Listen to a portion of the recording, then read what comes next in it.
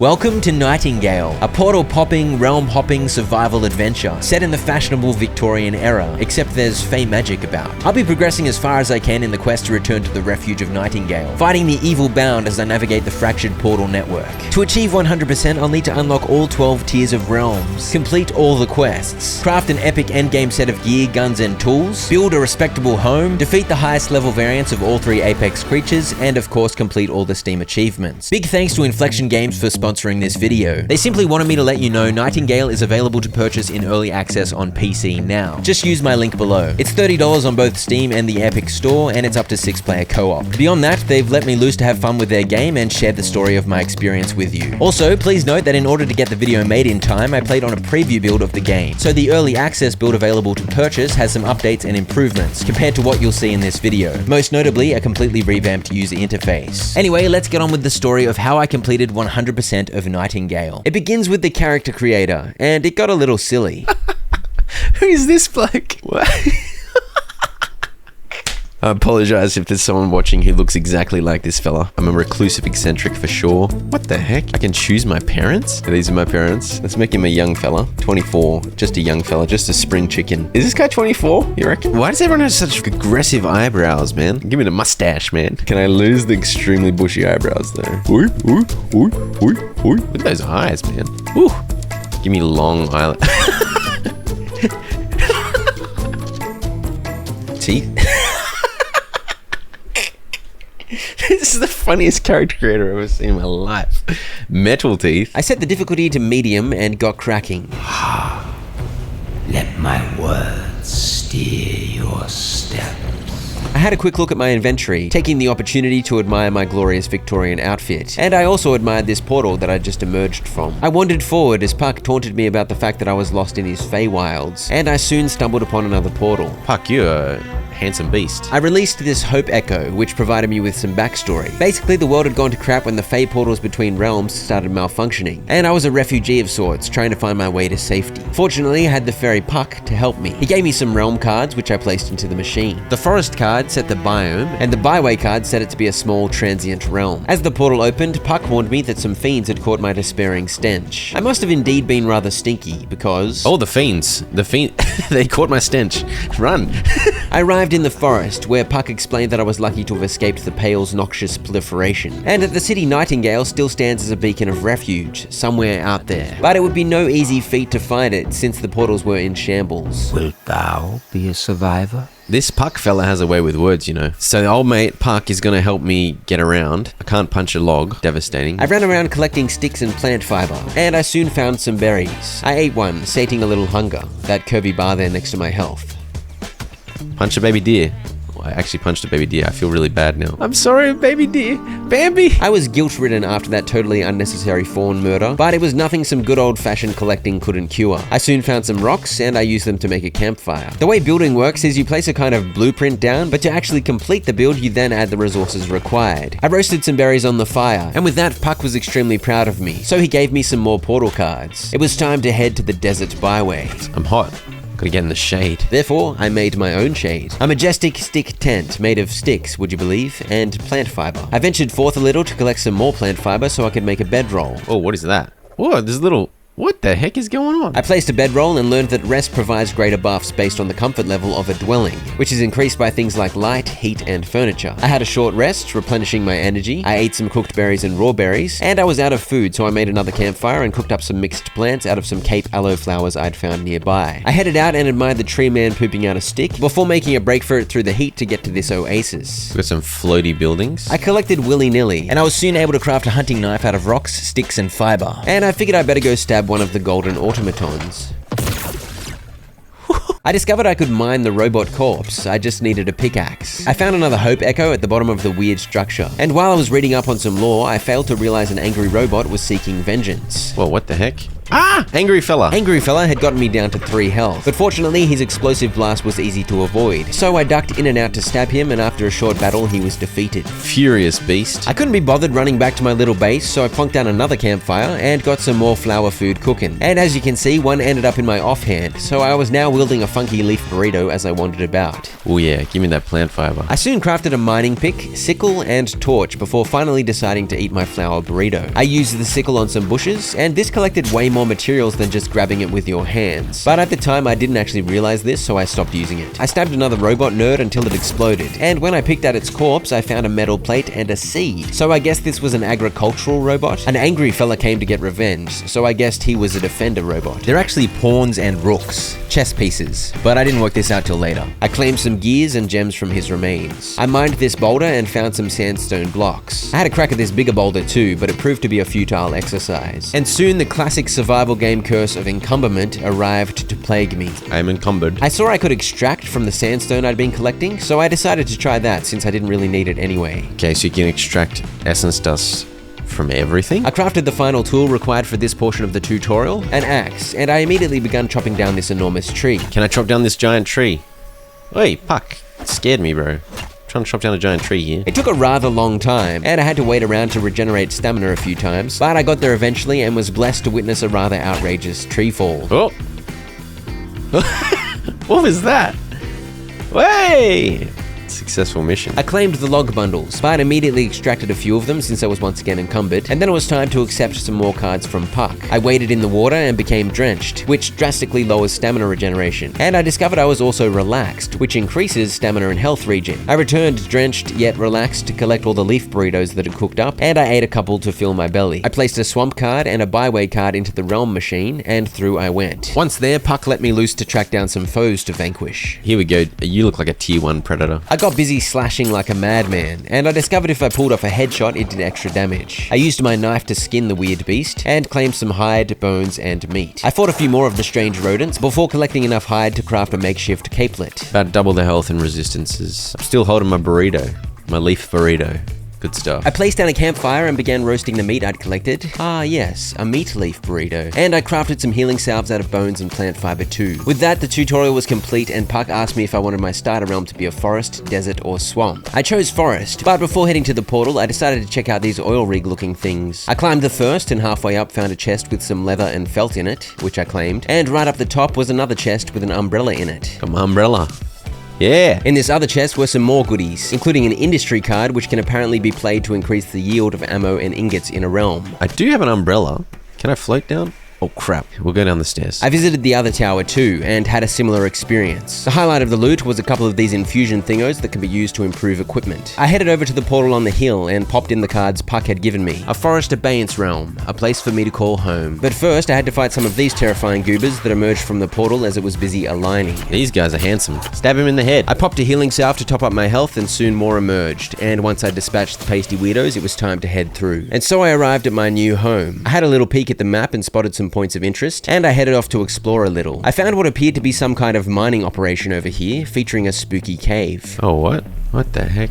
Okay, I don't think I want to go in there just yet. I found a bit of loot upstairs, another infusion stone and yet more cards, one that provided a swim speed buff and the other a plant yield buff. Travel to respite. I gave that a try and was teleported back to where I'd first entered the realm. I set up a tent and bed so I could have a little snooze, and I collected for a bit, before setting up my estate cairn while walking rather slowly because I was over encumbered. This became my new respite teleportation location. Puck informed me there were various sites of power around this realm, and if I defeated the enemies within, I'd unlock the ability to craft various realm cards. But for now, I got busy building a base. I placed down a wooden foundation, upon which I placed a few of these baskets made of plant fiber, into which I dumped all my stuff. And I couldn't help but notice I was getting kind of wet. So I whipped out my umbrella and zoomed around, spooning up every bit of small vegetation in the area. I placed down a simple tanning station, at which I began crafting animal fiber out of meat because I figured why not. But I needed more wood to make a crafting bench, so I chopped down this tree, and I think I was a little careless. No. I kept accidentally letting giant trees fall on my little base. I think there was some kind of tree magnet shenanigans at play. I finally placed down a simple simple workbench, and the game proceeded to teach me about building traits. Basically, certain conditions modify the function of certain structures. For example, this workbench and tanning station work way slower when exposed without shelter and when soggy, whereas they work better under certain conditions such as good light. I considered putting a roof on this little structure here, but ended up deciding to rebuild entirely. I chopped a bunch more trees and dumped the materials in a chest, and I was frustrated to discover I could not build using materials in the chests. I needed to have it on me. They're actually going to change this in early access,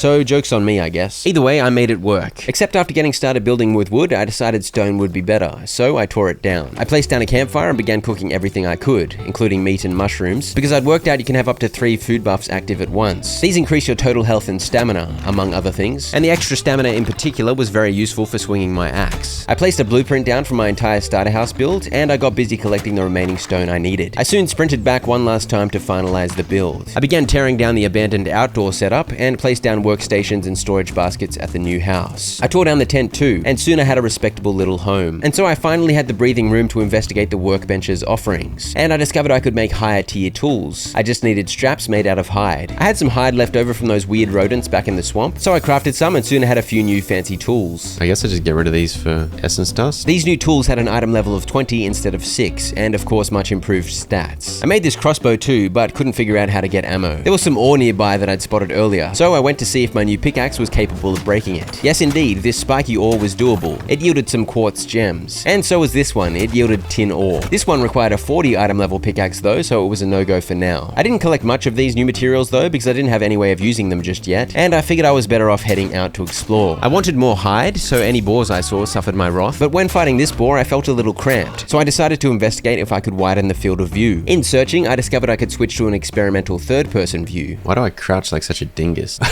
What? I think my torch is on fire at the wrong part. I don't know if that's just me. Let's do first person, but I've increased the field of view a bit. I wandered over to this shipwreck looking business over here where I discovered these containers I was able to destroy. Inside was a bunch of ammo. None of it seemed to work with my crossbow though. I decided to be brave this time, and I attempted to enter through this zappy door, but the way was barred to me, and a quest popped up to reach a gear score of 45. So obviously I'd need to gear up a bunch before I'd be allowed into this site of power. I found a realm portal, which I marked on the map, and I found this architectural delight. Ooh, we got some wolfy boys here. I slashed at the wolfy boys and was pleased to avail myself of their most useful hides. I need 230 damage pickaxe to get into this thing. I actually needed a 230 gear score pickaxe, but I was still catching up on how stuff works at this point. Either way, whatever that mineral is, it must be pretty juicy, so I marked it on my map too. Oh, what the heck? There's an observatory over there? Don't get distracted. Let's go over here. Go towards the hat. As you can see, I managed to put a top hat waymarker at my destination, so this helped me focus. But directly in my path were some friends. Oh, hello. What the hell's going on here? By this point, I'd worked out I could dodge by pressing the right mouse button, so I attempted to whip some of those out, but it was mostly chaos as these idiots didn't really do that much damage, so I didn't exactly need much finesse. What is this? Release Hope Echo. Oh, a wall sconce constructed from hide and sticks. Okay.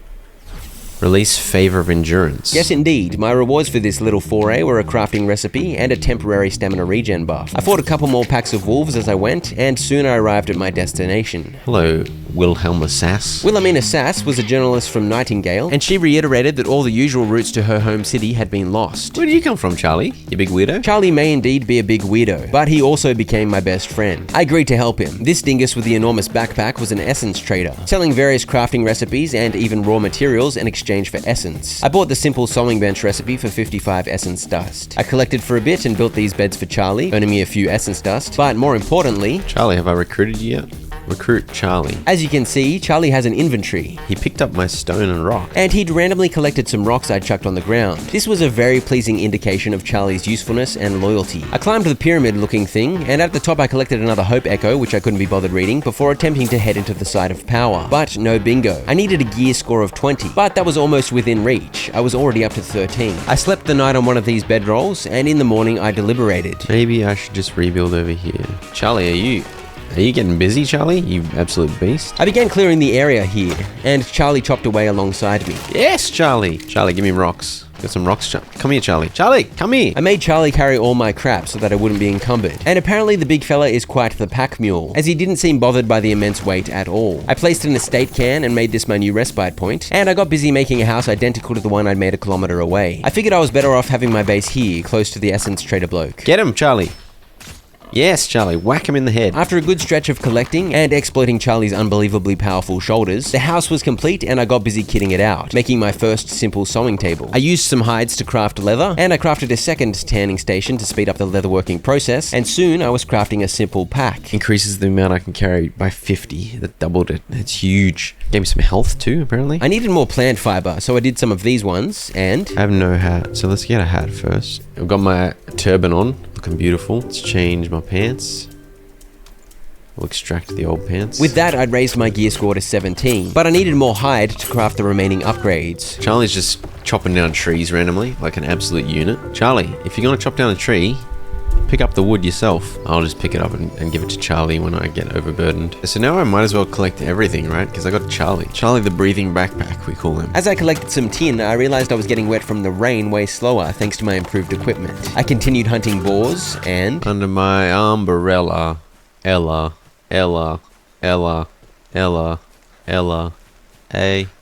I found some chests, collecting my first healing potions, some more cards, a diamond, and a charm that can be worn, causing the wearer to frighten nearby enemies after landing a blow on a weak point. Much like the infusions, I had no idea how to equip the charm though. Charlie kept spontaneously lumberjacking, what a legend, and we continued stumbling upon points of interest that yielded chests full of goodies and animals to skin. Charlie's chopping down trees just like crazy, bro. Look at this tree. As you can tell, I just couldn't get over Charlie's obsessive tree chopping shenanigans. Charlie, more boars. Oh, there's the observatory. The observatory was another side of power, and I discovered I needed a gear score of 25 in order to enter. I found another one of these combat challenge thingos too. Get him, Charlie.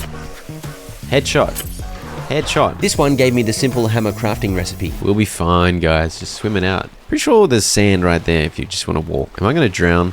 Okay, I made it. Don't worry. I tried using these climbing picks I'd crafted to scale my way up these rocks, but I think I was doing something wrong because I didn't have much luck.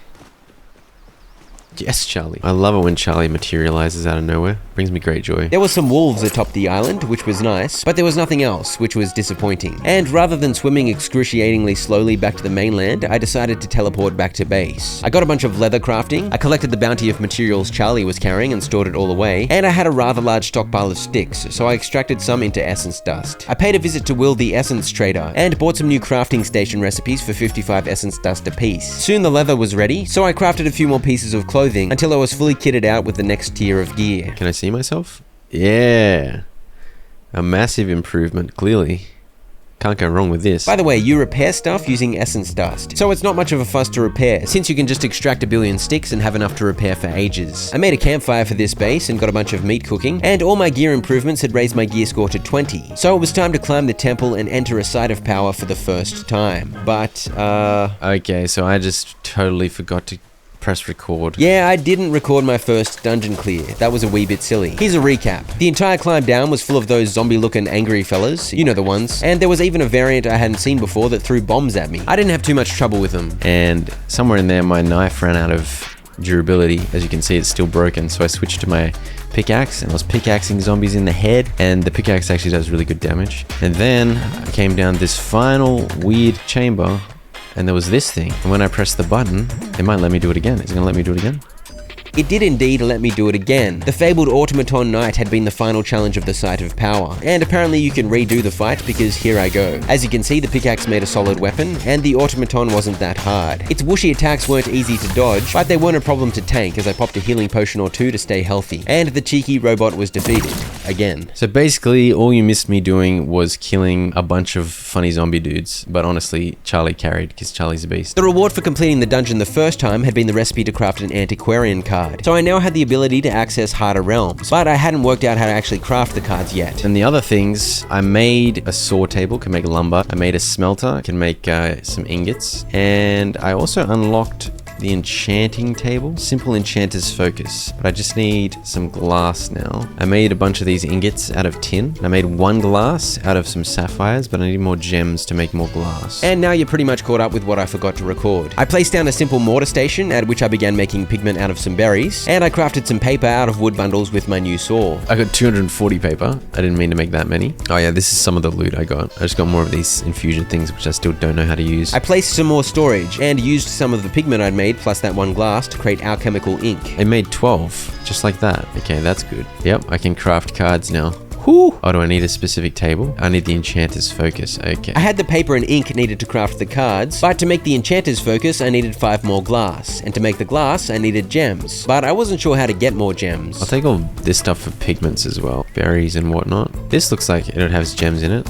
Wait, what is this? Oh, quartz. Maybe the quartz can be used. Yes, indeed. I'd totally forgotten about quartz, but it's the most basic gem you can get and works just fine to make glass. This mining area I'd stumbled upon was pretty juicy, so I had a long session collecting quartz, and I figured I might as well grab tin ore too. And then here's the ultimate gameplay maneuver in this game. Give Charlie everything. And so I was free to sprint home as Charlie carried a whopping 83 quartz and 47 tin ore for me. Long live Charlie. Upon arriving home, I immediately got a bunch of glass crafting. Now I can afford the enchanter's focus. I placed one down and made a forest card and antiquarian card. A realm of middling danger, settled by druids and rife with fey ruins. I checked with Will to see if there were any more juicy recipes to buy. I don't know where I got these like weird kind of teal essence, but I got them at some point, so I'll get this simple upgrade bench. I then realized I needed twine to actually make the upgrade bench, so I bought the recipe to craft a spinning wheel too, as that's where you craft twine. I plonked one down, crafted twine out of plant fiber, and soon my upgrade bench was complete. It turns out I could upgrade any of my equipment for the cost of some tier 1 essence. And I was fresh out of tier 1 essence, so I couldn't upgrade anything for now. It basically just doubles the stats. I think I pick up this crap on the way, just so I can turn it into essence. I was off to go activate the portal, and collecting infinite crap on the way was indeed a good plan to collect essence dust for repairs. I'll fight some wolves. Here you go, let me demonstrate this pickaxe's damage. Ha! 86! Get pickaxed in the head, wolf. Once I was encumbered, I extracted essence dust, and after a decent jog, I arrived at the portal. Antiquarian. Come on then. Charlie and I dealt with some buffheads, and through the portal we went. Aurelio is here. Hello. Old mate told me he knew someone named Nellie who could help in my quest to return to Nightingale, but he refused to introduce me to her until I completed some tasks for him. The first task was to acquire 25 tier 1 essence. He suggested I look in Fey ruins to find some. I wandered over to one such ruins nearby. These are the nerds that throw...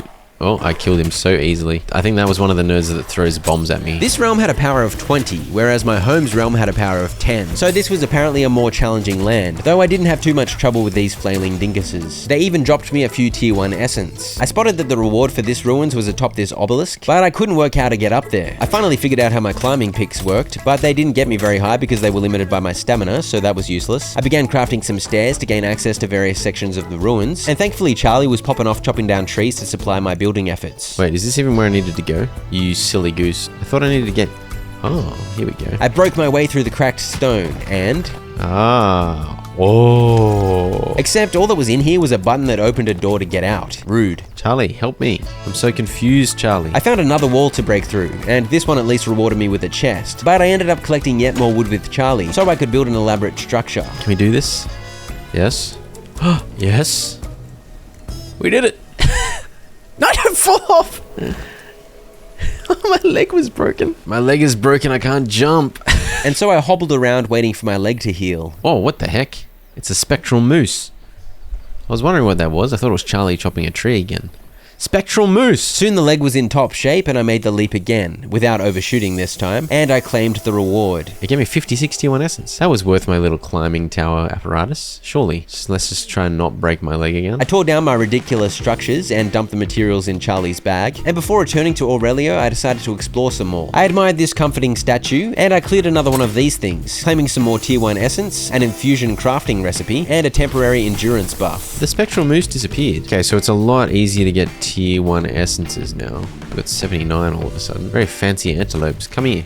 Come here, fancy antelope. The fancy antelopes were quite elusive, but I caught one eventually and skinned its variegated hide before heading back. Aurelio Avocado gave me a spyglass as reward for my efforts, and he next asked me to upgrade one of my tools. And after that, I would be heading into a Fey Tower or underground sanctum to claim an artifact of some description. Sounds good. But I had a question. Do I just need to set up another base here? I couldn't really be bothered going all the way back to my base, so I strongly considered setting up shop here. Wait, is that the moose? Oh, there's the moose. I'd logged out and back in, so the groaning idiots had respawned. And while I dealt with them, the moose legged it. Where'd the moose go? Oh, there it is. Hello, moose. The moose is immune. See you later, moose. I love you, moose. Did that moose just knock over a tree? What the heck? Bro, the moose just walks around knocking down trees like a beast. It was great to see that Charlie and the spectral moose had that in common, but I had a decision to make. No, I think it would be a bad idea to set up in this realm because I don't think I can come back here. Oh no, this has got Mr. Avocado Ortega here. Surely I can come back to Avocado. Avocado, what do I do, bro? Avocado was quite useless, so I made up my own mind and decided to travel to Respite and go from there. Well, now at least I can upgrade stuff, right? Oh, what the heck? Oh, I got a spyglass. I didn't realize. I can see stuff from a distance. Look at that thing. Look at that dragonfly. I upgraded my pickaxe and capelet for 40 tier 1 essence a pop, and this raised their gear score to 40, making them uncommon items, with better stats of course. I had a bit of an item overflow happening, so I made a foundation and placed a few chests to get organized. And upgrading those items and equipping the spyglass had raised my gear score to 32, which meant I was now able to enter the observatory from earlier, so I headed off in that direction. I of course collected on the way, and soon I was at my destination, so in I went. It's looking a little run down. Oh, here we go. These foes had a power of 25, a little higher than I'd previously encountered. Charlie, get him, Charlie. Oh, what is this thing? This thing's flying. One invisible? What the heck? I headed up the stairs, but... Wait, how the hell am I going to get up there? I tried to build some of my own stairs, but didn't have any luck. Charlie, how do we get up, bro? I eventually thought to whip out my climbing picks. Oh, I can climb up with my picks. The mining picks aren't useless. Great news, Charlie. I claimed some loot on the middle level before ascending further. I hear groaning. This lunatic with 2 swords absolutely popped off, and suddenly I had a reason to fight a little more strategically. The enemies were actually doing big damage. I managed to pop a potion and stay in the fight. This guy's got double blades like a beast. Surely he's dead now. Okay, he's dead. I'm nearly... If I didn't have Charlie, I'd be so dead. Oh crap, I need to get back up there and help Charlie. Don't abandon him in his hour of need. Coming, Charlie! One of the flyer casting weirdos appeared, and though it tried to evade me with a teleport, I managed to take it out. But Charlie suffered an injury in the process. Charlie! Charlie! I can revive him. That was easy. I headed down to fight the final Swordmaster, and in the process I figured out what I should be doing to take these fights a little more comfortably. I can block, I should be blocking. Quite fancy. Ooh, look at the solar system. I used the climbing picks to get up on this ledge where I found a chest from which I claimed some cards and potions, but there didn't seem to be anything else up here. I'd been expecting a boss, so I was confused. After a long time searching around, including attempting to jump on this thing, failing, and spraining my ankle, I finally spotted it. Is this? Oh, there's a way down. I'm not sure how I missed that, but here I am fighting some more ferocious dudes with enormous blades. I tried to be more patient, making use of my block to mitigate damage, which was helpful, but it was tricky managing my stamina. They keep dropping lacunous ingots. Not sure what that is exactly, but it seems good. As we ventured deeper, yet more nerds accosted me, and this red stuff is what the flying dudes shoot at you, by the way. It's unwise to stand in it. I chugged a few potions as the fight dragged on, and it was awkward repeatedly running out of stamina because that makes you pretty helpless, and I suspect my sprained ankle didn't help matters. But finally, I finished off one last flying guy. Charlie, I'm trying to fight the flying dude and you just chop down a tree. You can't help yourself. We're going deeper still. Oh, here we go. This is the boss room. I pressed the button and so began another boss fight. A bishop. Is this chest? There was a knight last time. The bishop automaton summoned 3 rooks to bully Charlie and me. And he was completely immune to my damage, so I guessed I had to finish off the little nerds first. But they seemed to be protected by the same blue shield, so I couldn't damage them either. Meanwhile, the bishop started shooting red lasers at me. How do I do damage? At some point, the blue shields on the rooks wore off. I'm not sure why, but I didn't argue. I began chewing through their considerable health pool. I made sure to hide behind the pillars so the bishop couldn't shoot at me, and eventually I took out all 3 rooks. With that, the bishop was vulnerable, and he didn't do much beyond teleporting around and occasionally shooting lasers. I wore him down, and of course ran behind pillars whenever he started firing. Don't shoot me. Yes!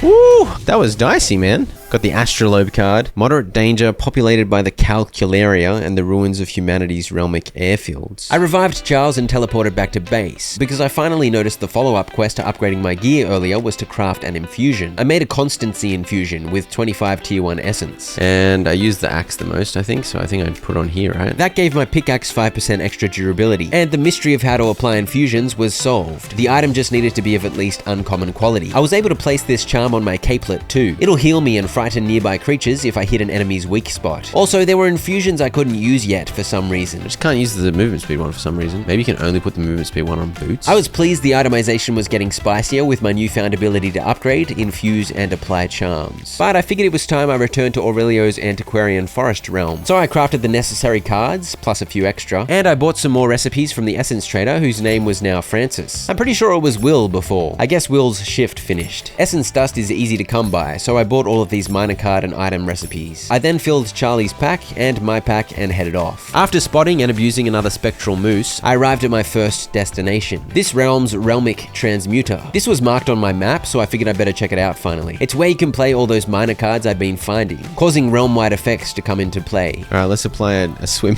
Let's play the amphibious card. Quite an extravagant activation process followed, and soon I was granted some glorious benefits. Slight swim speed increase. Modest disease resist. There were a lot of more useful cards I could have activated, but for some reason I assumed the card's benefits would disappear if I logged out, so I didn't want to waste a better card. On my way to my next destination, I stumbled upon this terrifying site of power. I tried to enter, but discovered this one requires a gear score of 50. I found this Bastille of Intellect, with a little puzzle where you had to activate the mechanisms in the right order. I evidently failed to do this, as a bunch of monsters angrily appeared, but I got it the second time, earning a most glorious reward. Favor of soaring. Leap through the heavens. Whoa! What the heck? Why is that only temporary? Make it permanent. Woo. I swung by the very first site of power I'd found ages ago, and this time I was brave enough to try and enter, and to my surprise, it allowed me in. Oh, he's 35. What the heck? No, I'm not doing 35. The enemies at the observatory were only 25, so this felt like too much for me to handle, until... Alright, let's try and not be a coward. What followed was a very dicey battle during which I almost died multiple times. In fact, I tried to flee again, but the angry fellas chased me beyond the door, which I thought was illegal. I chewed through 3 potions to survive, but I pulled through. When you got that many on you, blocking's like reasonably effective, but then you run out of stamina and you're just gonna take too much damage. I think I just chicken out. I vowed to return once I had better gear. Oh, here's my first base. Hello, first base. I pilfered all the good stuff and carried on, and soon I finally arrived at my ultimate destination, the portal. I decided this should be my home base, as it would mean all the realms were at my doorstep. And so it was time to build base number 3. Charlie is a builder extraordinaire. That is unbelievable. I discovered Charlie could use resources in his bag to complete builds. All I had to do was hit add resources and he wandered over to do it for me. Wonderful news, as this obviously saved me dragging crap out of his bag into mine. As you can see, I made this home a little bigger than the previous 2, and soon I'd placed down most of the refining and crafting stations. Except I needed some more plant fiber, and by this point I'd crafted another sickle and realized it was way more efficient at collecting from bushes, so I bandied about with my sickle for a bit. And soon, this base is officially caught up to my other base. Seems good. There was one thing left to do actually, add a storage platform for deep storage. But then I was done. I placed an estate can and officially made this my new home. And then I realized... I logged out earlier, I logged back in. I've still got the swim speed increase. So if I make the trip over here, it sets the realm up for forever. Now I wish I put something better than swim speed. I spent some time clearing all the random tree stumps Charlie had left littered about. The bloke chops the trees, but never the stumps, because he's a goose. And then I finally reopened the Antiquarian Forest portal. It was good to see my friend Aurelio. There's a Fey Tower. Oh, there's an Essence Trader in this realm too. Interesting, I should go there. The Fey Tower is where I needed to go for Avocado's quest, now that I'd upgraded and infused my gear a bit, to acquire an artifact called a Synchronous Lotus. But I saved that for later and instead marched towards the Essence Trader to see if this realm had any juicier purchases on offer. And of course, I needed to collect as much tier 1 essence as possible on the way. After this combat challenge, I earned 16 and the Bellows recipe. Oh wait, what? Oh, this is what I unlocked earlier and I didn't realize. You add these to existing...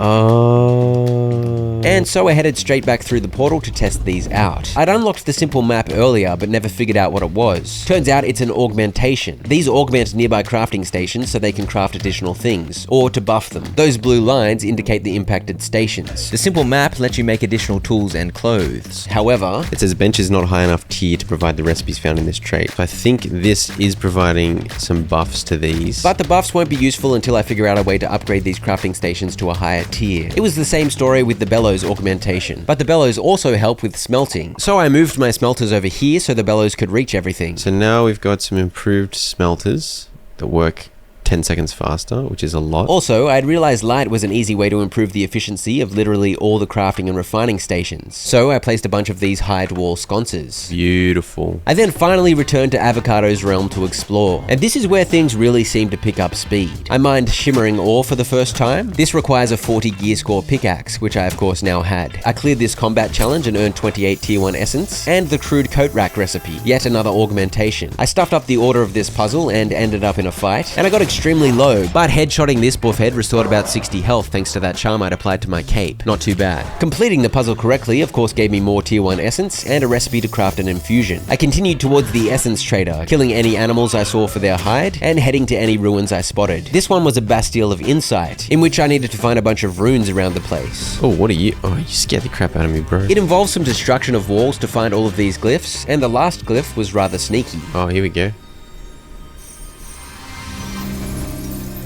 Hey, that was a funner one. Sneaky, sneaky one. Another ruins challenge down, another augmentation recipe. Adds coffee and tea and crumpets to my cooking options. That's sick. Next, I found another combat challenge at which I very nearly died, again, because these dudes with the enormous blades are absolute units. The reward was yet another augmentation. The augmentations were coming in thick and fast. It unlocks a shotgun? What? As I approached this puzzle, I realized it actually shows you the order by lighting the mechanisms up. So I got this one right the first time for once, and this time I got a charm recipe. I had short sickle breaks every now and then to collect sticks and fiber to turn into essence dust for repairs, and here's my good mate. Edward, you look exactly like Will in the other land. Edward obviously had more stuff to purchase than the essence trader back in my home world, but a lot of the good stuff cost tier 1 essence. Fortunately, I had amassed 126, completing all those ruins on my journey over here. I went on a bit of a spending spree, unlocking recipes for more crafting stations, cooking, building, augmentations, a watering can, some infusions, and some cards. 100 tier 1 essence spent in the blink of an eye. No regrets. It was then time to follow the coast towards the Fey Tower about a kilometer away. I found a little hut and claimed these sunflowers, and I destroyed this pile of junk and claimed some advanced materials I'd never encountered before. It's a cave? It is indeed a cave, full of various minerals. I mined some amber, shimmering ore, sulfur. I did not mine whatever this is because it requires a 200 gear score pickaxe, some coal, and... What the hell is that? Oh my...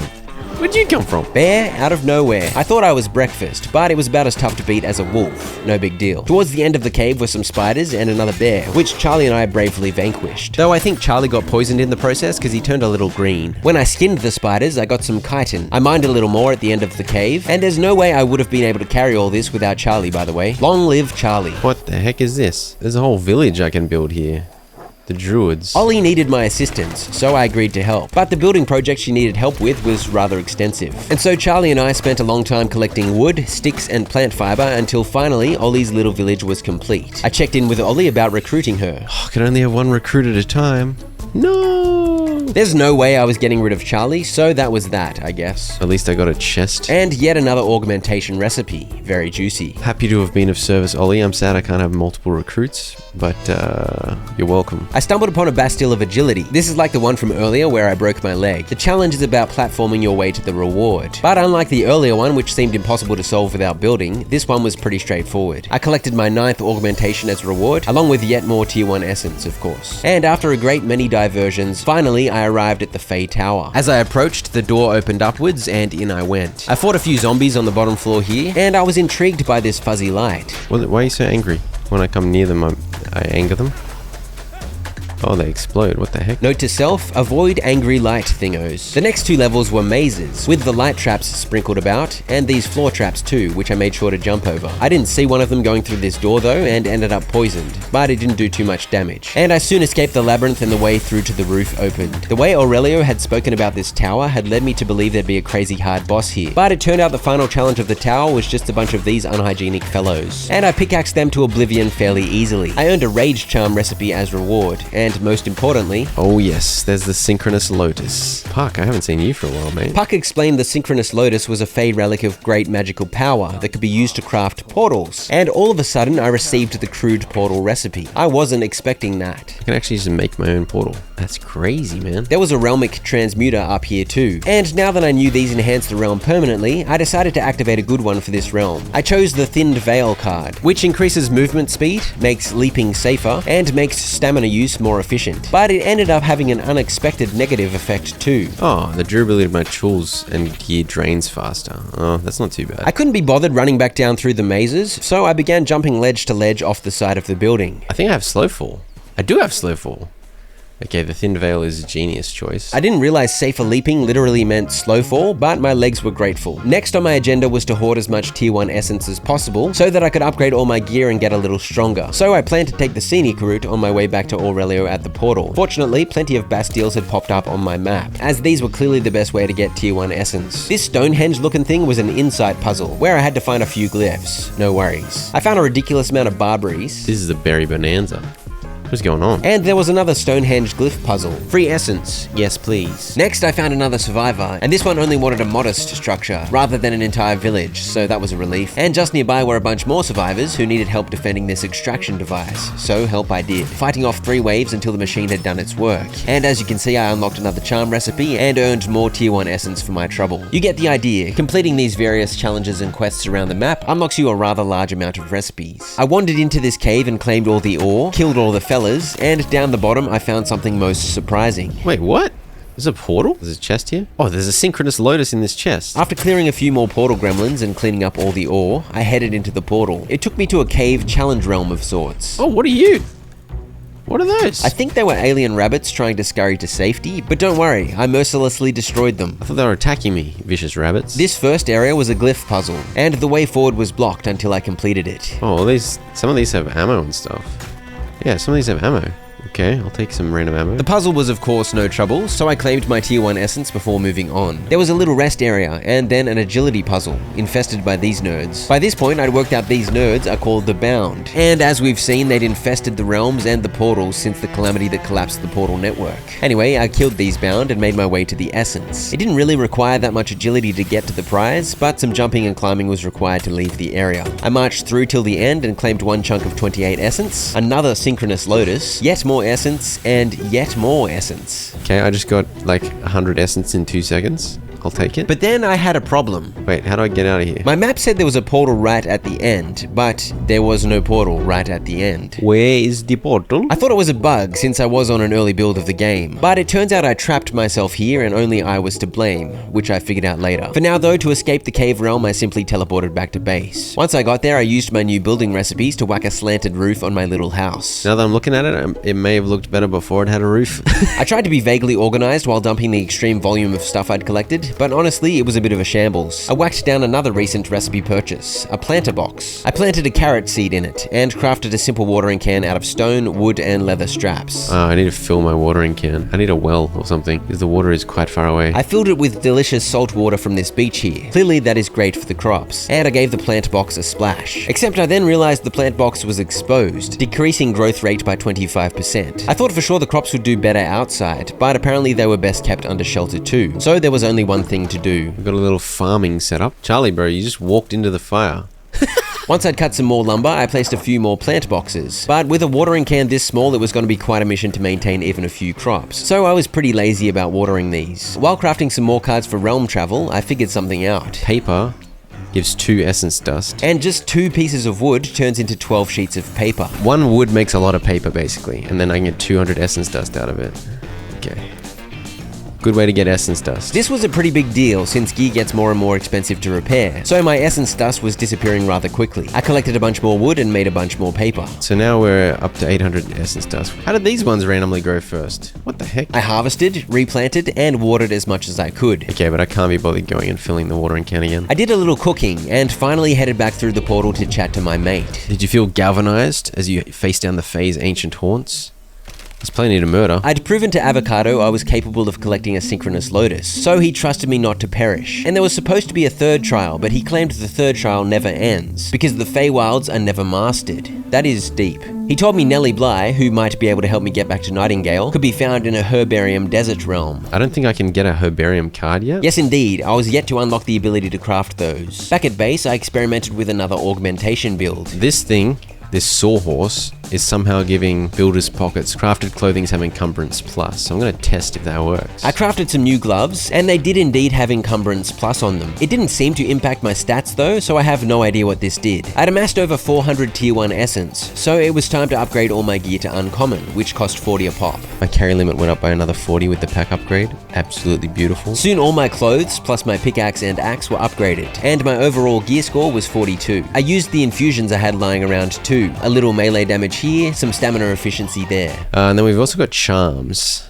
Damage boost to the wearer next when they emote. That's just weird. I placed it on my pack because why not? And I figured out how to emote, whipping out a polite tip of my hat. I emoted and now I have a 30-second damage buff. I guess I just salute before every fight, and then I'll be an absolute beast for that fight. That is lovely in theory, but I literally never remembered to do that. I realized I could place down a realmic transmuter, which only costs some lumber, ingots, and wire. So I whacked one down next to the portal and looked for a card more useful than the amphibious one I'd activated earlier. I chose the Duelist card, which increases your melee damage dealt significantly, while also increasing melee damage taken slightly. I hoped the trade-off would be worth it. I'm pretty sure that just tripled my damage. I don't know if it was triple, but it was at least double, which is huge. I then placed a fairy ring, which uses up one synchronous lotus. But since you can deconstruct and get 100% of the materials back, I figured I might as well test it out.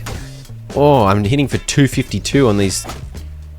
I'm doing way more damage, dude. That's crazy. Very good news. The melee damage increase helps speed up material collecting too. I placed another fairy ring over here because I was wondering and hoping that you could teleport between fairy rings within a realm. But nope. I then realized I should have just read the tooltip. A respawn point for the player who built it. I then marched off to the Herbarium Site of Power, which had conveniently been marked on my map. My new melee damage buff made short work of these boars. That's bonkers. The entrance was rather inconveniently located at quite a height, with terrible accessibility, and my crappy climbing picks weren't quite up to the task. I managed to get atop this pillar, but some construction was in order. I'd soon built one of these ones, and I managed to scramble my way up to the entrance. Turns out this Site of Power required a gear score of 40, which I had once I equipped my pickaxe, so in I went. But this meant the enemies were level 45, and kind of spicy. Holy, he just exploded upon death. Fortunately, I was doing way more damage than ever before thanks to the Duelist card. When fighting this fiery boy, I discovered it's probably unwise to face tank several seconds of flamethrower, so it wasn't the smoothest descent up these stairs, but I got there eventually. Okay, the boss is actually on top this time. What chess piece do we have today? Another knight? 3 rooks too. And I soon learned a lesson about what it means to fight a level 55 automaton knight. I need to be revived. Oh, Charlie helped me. Okay, run, Charlie. Big Charles with the save. I attempted a hit and run strategy as I retreated down the stairs. Charlie got punted across the room and... Run. Oh gosh. No!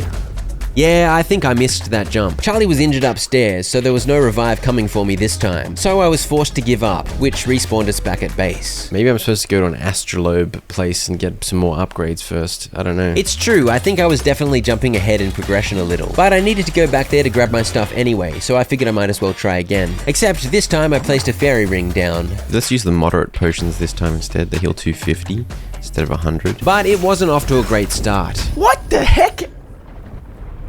I didn't even realize he was hitting me. Oh, Charlie's got me, bro. Charlie's got me. What a legend. I let another rook one hit me for some reason, and when I went back up, there was a little chess piece dance party going on as they attempted to attack Charlie below, and then they disappeared. Let's just come back for the herbarium. I reclaimed my fairy ring materials and returned to base where I fired up an astrolabe desert realm. Oh, actually, one thing I wanted to try. I don't know why I haven't tried this until now. It was becoming painfully clear that melee combat had its shortcomings, so I finally persevered in getting my ranged weapon some ammo. It wasn't very hard, you just had to make some marbles. I guess earlier I was looking for arrows or bolts and got confused. Anyway, the marbles are made from rock, so it's very easy to make heaps of ammo. I upgraded the bow to common too. It says it does 144 range damage. That's actually pretty good. Probably should have been using this the whole time. I placed a 10% range rating infusion on it and headed through the portal. Astrolabe realms have a level of 30, 10 more than the Antiquarium realm from earlier. I gave the crossbow a whirl and it did solid damage, though it was a bit laborious to reload. But of course, the fact that it allowed me to keep my distance made it a great option for a more defensive approach to combat. This first combat challenge I found earned me 19 tier 1 essence. I've been hoping for tier 2 in this realm, but I guess that'll come later. I realized that when you overheat in the desert, you only take a hit to your max stamina, you don't lose health. So I became less worried about staying in the shade. Oh dude, Strog, minion of Lucemus. Strog the giant ladybug was a fabled creature, dropping fabled chitin and meat with superior stat offerings. I found some tier 1 desert fiber and tier 1 desert wood too. If you look at this side by side of regular wood with tier 1 desert wood, you can see the regular wood offers no stats, while the desert wood offers crit damage and stamina efficiency. This comes into play in crafting, which I'll explain in more depth soon. Over here was an agility challenge, but the end was rather easy to reach, so I claimed what was essentially a freebie. And just next door was one of these order puzzles, and so the tier 1 essence and crafting recipe unlocks began to flow once more. This thing also gave me a favor that increases the damage I dealt to beasts. Should I kill one of these things? I did 8,000 damage to it. That's beautiful. The weird elephant gave me tier 1 hide and meat too. So while this realm was indeed a little higher level, it was mostly yielding similar rewards to the antiquarian realm, though I did claim some nickel ore. That was new. Look at these grasshoppers, man. What the heck, bro? There's something deeply disturbing about enormous grasshoppers bounding towards you with violence in their bug eyes. I claimed a cheeky reward at this glyph puzzle thingo, and I headed over to this realm's Fey Tower. Where did this guy come from? There's a knight out in the wild, bro. Oh my. Oh, I somehow avoided dying by popping a potion, and I wanted to stay safe at range, but my crossbow did such crap damage that I couldn't resist going in for the pickaxe. Which was probably a bad idea, but I managed to get the big fella down and into the Fey Tower I went. I cleared some smelly bound fellas and headed upstairs, but this time it wasn't a maze. Instead, I had to somehow climb my way around to solve the puzzle. There were some blue circles, but I couldn't figure out if they did anything, and my climbing picks were once again too crappy and stamina inefficient. So I resorted to my usual solution and I began building, except I needed a bunch more wood and sticks, so I headed out to collect. While out, I ended up in combat with various nerds. Hey, get out of here. I also got distracted building a house for this survivor, but soon I returned to complete my build and climbed my way up to finish this section of the tower. What was I supposed to do? I still don't understand what I was supposed to do. I'm missing something with those blue things. I don't know, dude. Alright, we're on the roof now. It was a royal rumble of the Bound versus Floydson plus Charlie, and of course the team with Charlie was victorious. I claimed my synchronous lotus, and I activated a treasury card, which increased my chance of finding essence in this realm. It also did wonders to the sky. The treasury card makes the sky very funky. What the heck? I made my way towards the essence trader, but I of course stopped off at any points of interest along the way to claim more essence and recipes. A blimp in a strange sky. I also stocked up on nickel as I went, because why not? Whoa, what the hell? Where'd you come from? The scorpion. I watched June last night. Am I gonna get eaten by a sandworm? I need to do the Fremen desert walk so I'm not too rhythmic, or else the sandworm's gonna get me for sure. Grasshopper versus pawn. Oh yeah, never mind.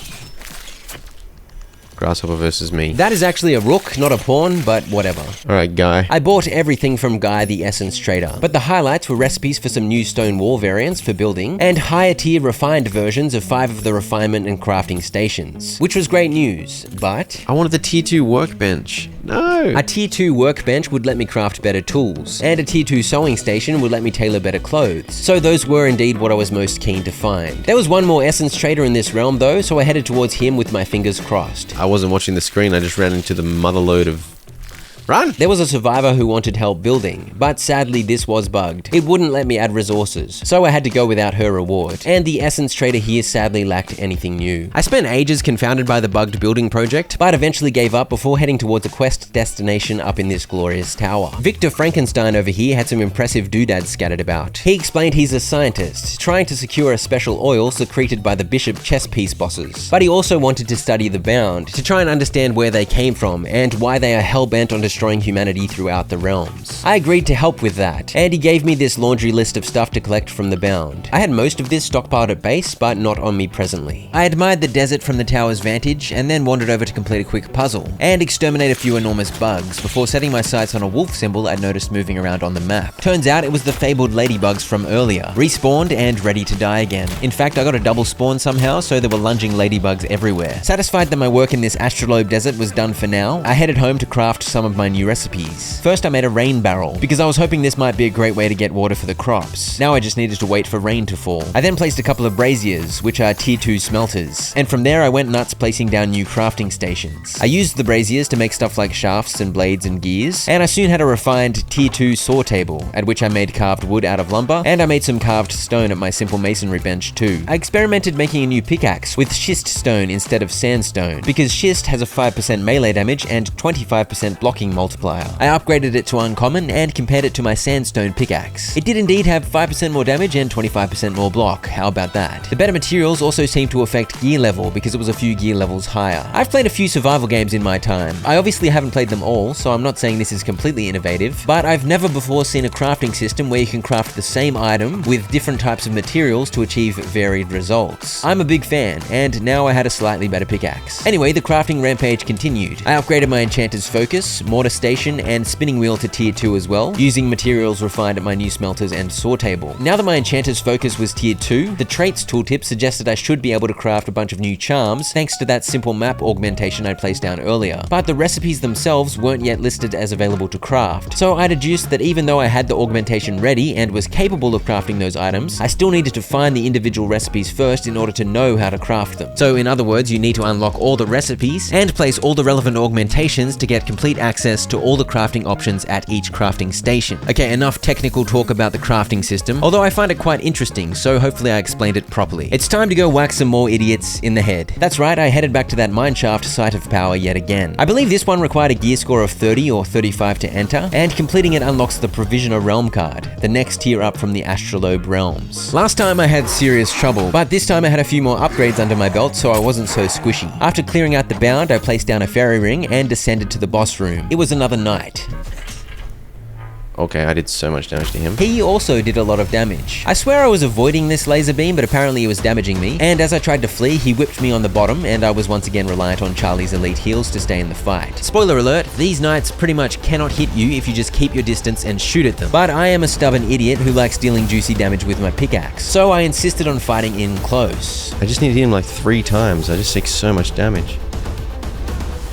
How did that hit me through a pillar? His little whip crack smack attack comes out so fast, it's pretty much impossible to dodge. And then he just does it again. How the hell am I supposed to deal with that? I'm telling you, just stand far away and shoot at him, you idiot. When I got a 933 damage crit on the little bauble globe thing on his sword hilt, I was finally victorious. After chugging like 10 potions, by the way. And so the Provisioner card crafting recipe was unlocked. I teleported back to base and made the run over to Wilhelmina Sass, because a quest from her had popped up when I defeated the Site of Power. I used the opportunity to pilfer from my old base, of course. She told me she'd heard rumor of an American lawman roaming the realms. Apparently, he was currently in a Provisioner forest. She asked me to track him down and see what he was up to, because her journalist intuition told her there was a good story to be found. Back at base, I placed down a coat rack augmentation, just to see what would happen. Turns out this rack not only makes new recipes craftable, it also adds durability and hope to any crafted clothing. I'm not actually sure what hope does, but fair enough. I also made leather out of some fancy fjord swine hide I'd found in a chest, and refined fiber out of advanced bound fiber the bound had dropped. Between these two, there was a 15% plus 20% health multiplier being applied. So when I crafted some new boots using these materials, it had about 10 more health. It also had 9 more durability than my old boots, thanks to the coat rack. I also started giving my old gear as hand-me-downs to Charlie to improve his stats. I placed down a hand planer, which makes saw tables work 10 seconds faster, and a toolbox that likewise benefits masonry tables. I placed down a jug that lets you make coffee, but I sadly did not have the coffee recipe yet, and I randomly placed down a saddle rack too. And then I finally tore myself away from experimenting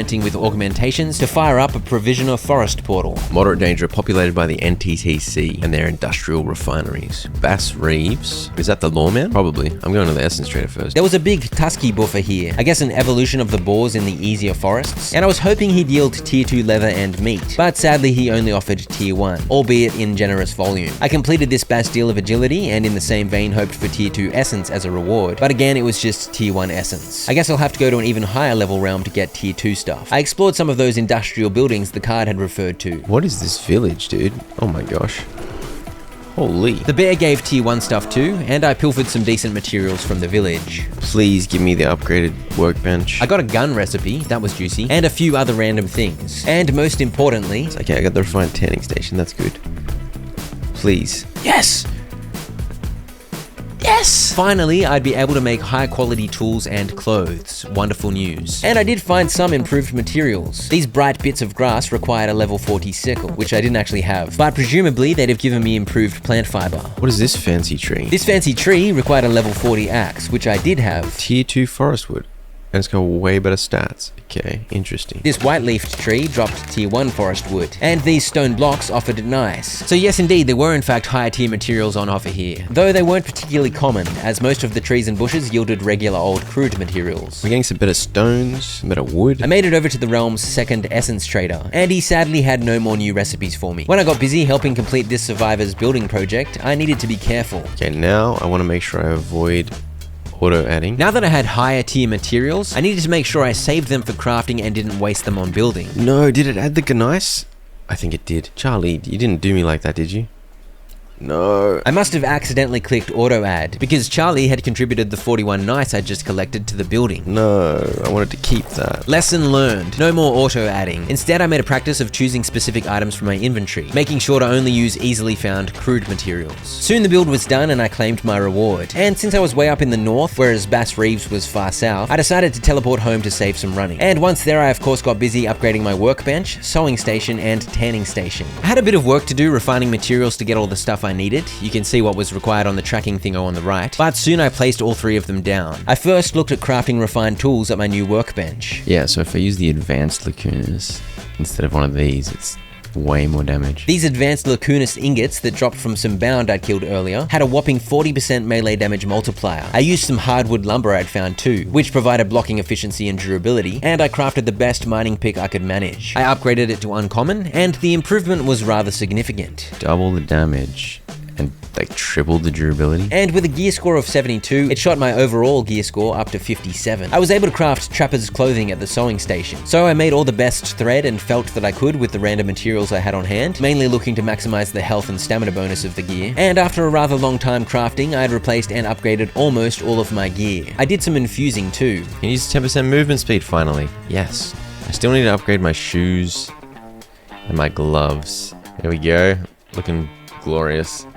Now, can I make a gun? I made the gun components out of shimmering ingots because it said it had a 15% ice damage multiplier, but the gun doesn't actually do any ice damage, and 0 plus 15% of 0 is 0, so this achieved nothing. But either way, I soon had a pea shooter. I had some gunpowder from those explodey fiery bound zombies I'd killed, so I made some ammo with it plus some ingots. Okay, that's making tons of ammo. I collected a bunch of wood and made paper to extract to top up my supply of essence dust, and I headed back into the provisioner forest. I claimed any higher tier materials I spotted, and I tested out my new gun. I hadn't had enough tier 1 essence to upgrade it to uncommon, but it proved to be a promising ranged weapon. And now that the crafting had really ramped up, I felt like I needed more ore, so I put in a good shift mining, and... What is this?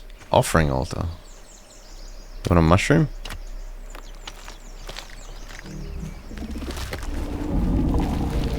What the heck? What did that achieve? What is this weird tree? Oh!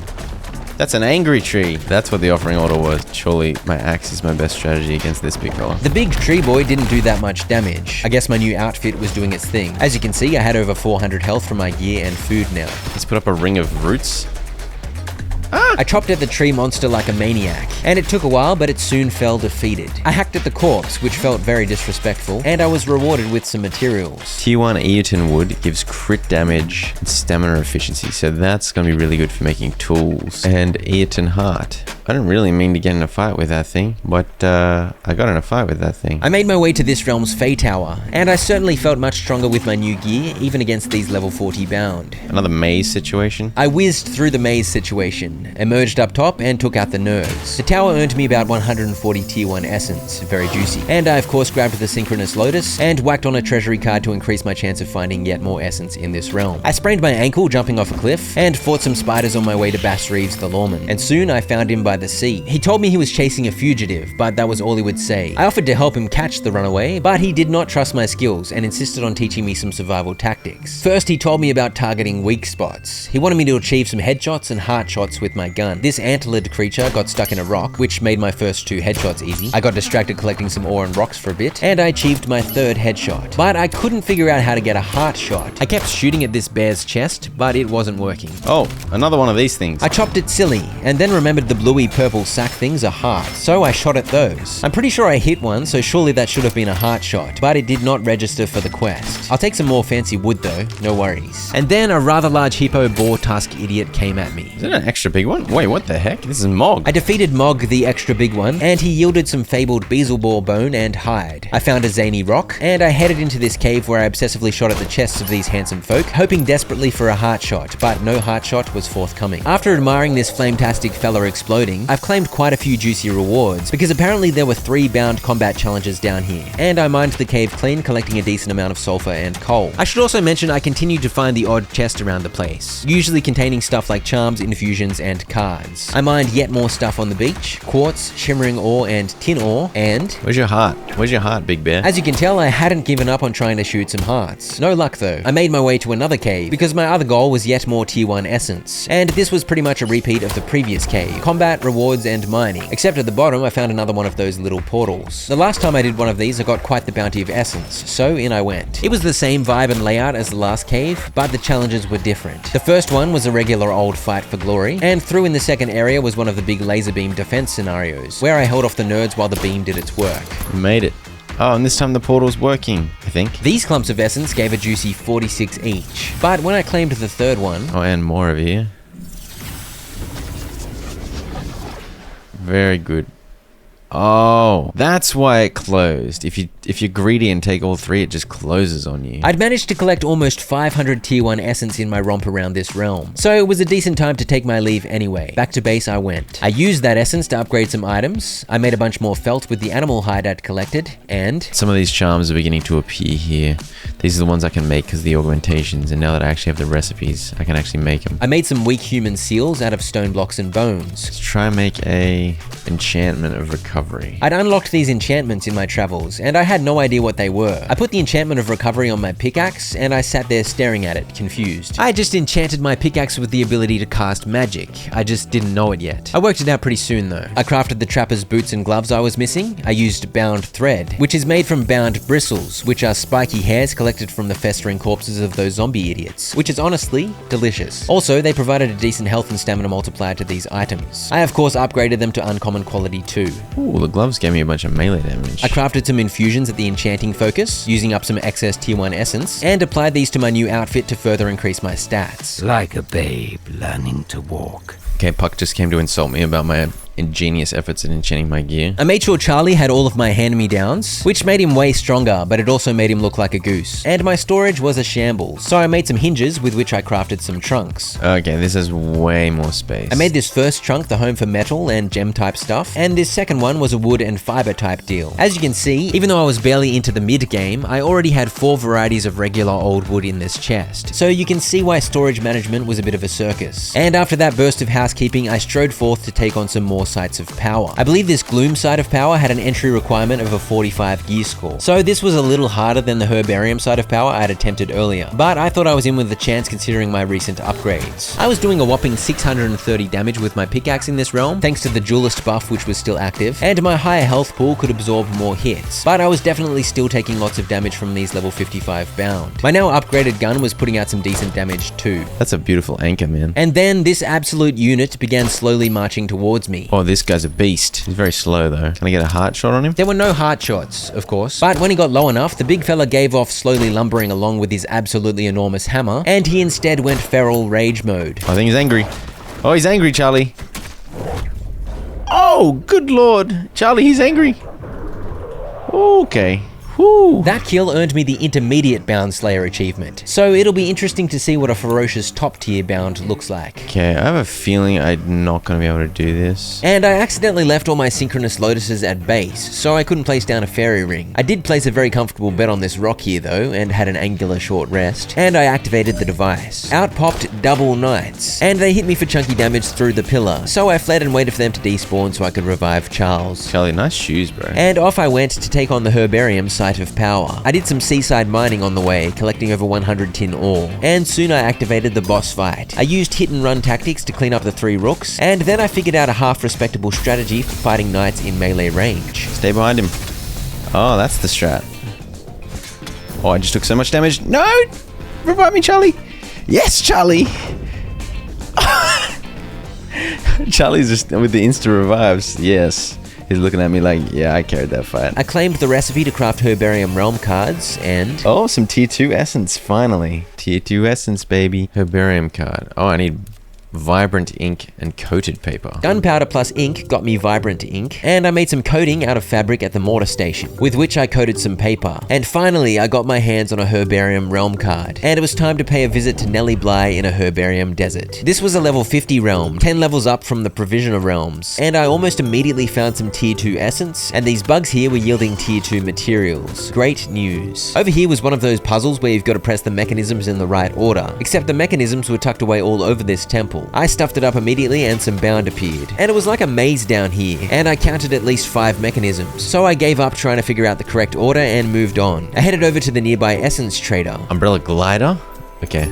By that. Enchantments. Shockwave. Allows one to deal a blast of knockback damage on their next hit and may be charged for multiple hits. I picked up the bonfire crafting recipe, which will allow better cooking options, and the refined alchemical boiler recipe. These cost tier 1 essence, but I used 15 of my tier 2 essence to finally get the refined masonry bench, and my remaining 13 afforded me the desert building set. When I was fighting this giant scorpion, a random knight appeared out of nowhere, and though I managed to defeat it, I was getting the feeling that this realm was a little too spicy for me to easily explore. There was another intellect puzzle, and while this one's mechanisms were in weird locations, they were all visible at once, so it was easy to watch for the order. And I learned I could shoot to activate them. That earned me another 29 tier 2 essence, and it felt good to have finally landed in a realm where tier 2 resources were flowing freely. I spent them back at the essence trader, snagging a couple more recipes. I discovered there was plenty of salt and copper ore to mine here, so I had a good session collecting a bunch of these new materials. I took out these automatons where I could too, because mining their corpses yielded some decent tier 2 metal parts. I claimed some raw amber and coal in this cliffside temple place, but I couldn't claim whatever this is. These trees with the funky yellow hair looked promising, so I chopped a few down and collected tier 2 desert wood, and these funky yellow bushes likewise yielded tier 2 desert fiber. There were actually decent clumps of these bright plants, so I collected a fair amount. And when I encountered another knight in the wild, I finally tried fighting it from range. It cost about 30 ammo, so it wasn't exactly cheap, but it was of course way easier to avoid taking damage. Finally, I fought a knight the smart way. Over here was an intellect puzzle like the ones I was used to from previous worlds, super easy. Oh, we got the jumpy one. Whee! Hello, big idiot. Oh, this guy's huge. The big hoofer was a great source of tier 2 prey meat, hide, and bones. I bounced forward, and soon I randomly pressed the Q key while holding my mining axe. Bro, what did I just do?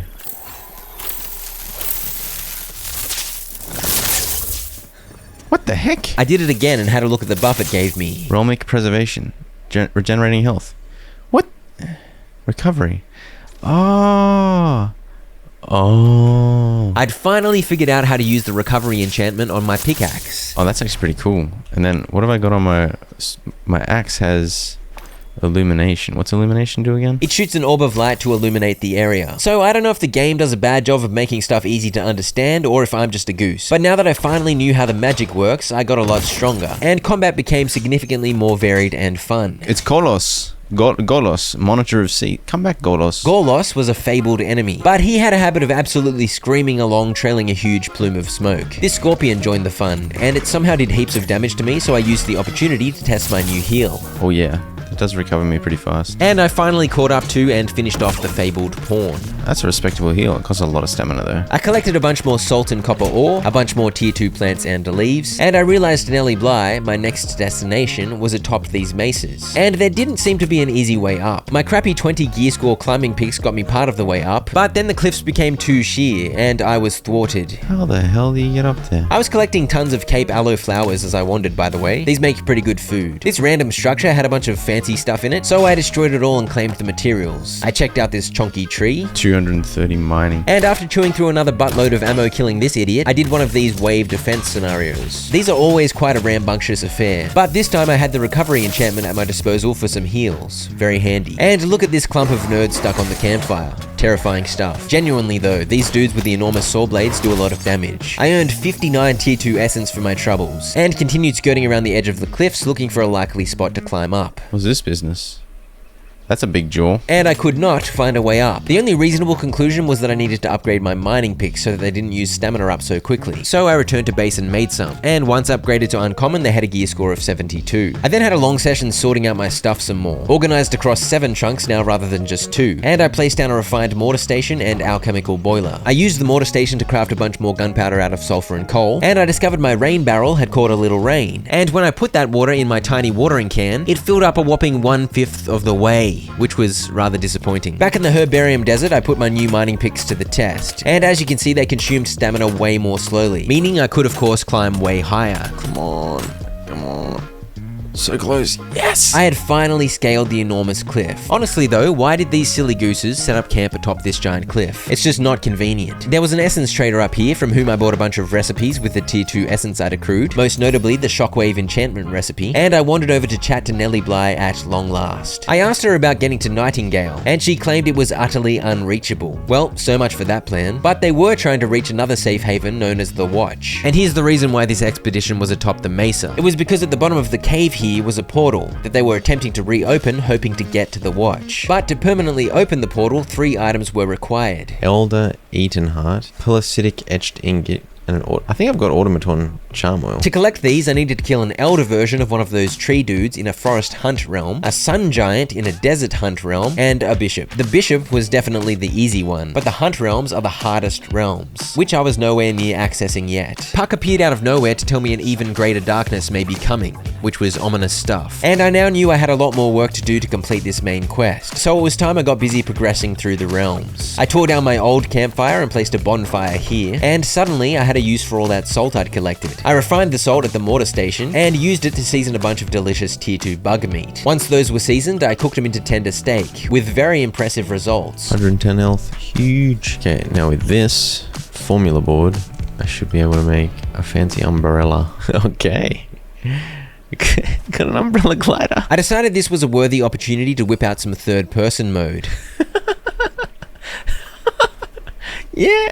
My bug steaks were done, and I next cooked some salad by putting some salt on Cape aloe flower mixed plants. And this was going to give 75 health and 60 stamina. These improved foods were going to provide 2 to 3 times the benefit of the food I've been eating up until this point, which is huge. Shockwave. Ah yes, the glorious Shockwave enchantment. I got busy making moderate human seals at the masonry table, which took a little busy work, but I soon crafted the track legend enchantment, which can be used to help point you towards legendary creatures. I put it on my hunting knife, and more importantly, I made Shockwave, which I put on my axe, overriding illumination, which was fine because I didn't really care about that spell. I fired it up, and as you can see, you can charge up to 1, 2, or 3, using increasing stamina, but having an increasing effect. Okay, I got a shockwave charged on my axe. I unloaded on this poor tree, and it did unleash some impressive shockwaves, 3 in a row to be precise. It didn't do much to the tree except make an impressive noise, but I had a good feeling about how effective this would be on enemies. We're getting some spells, man. That's kind of cool.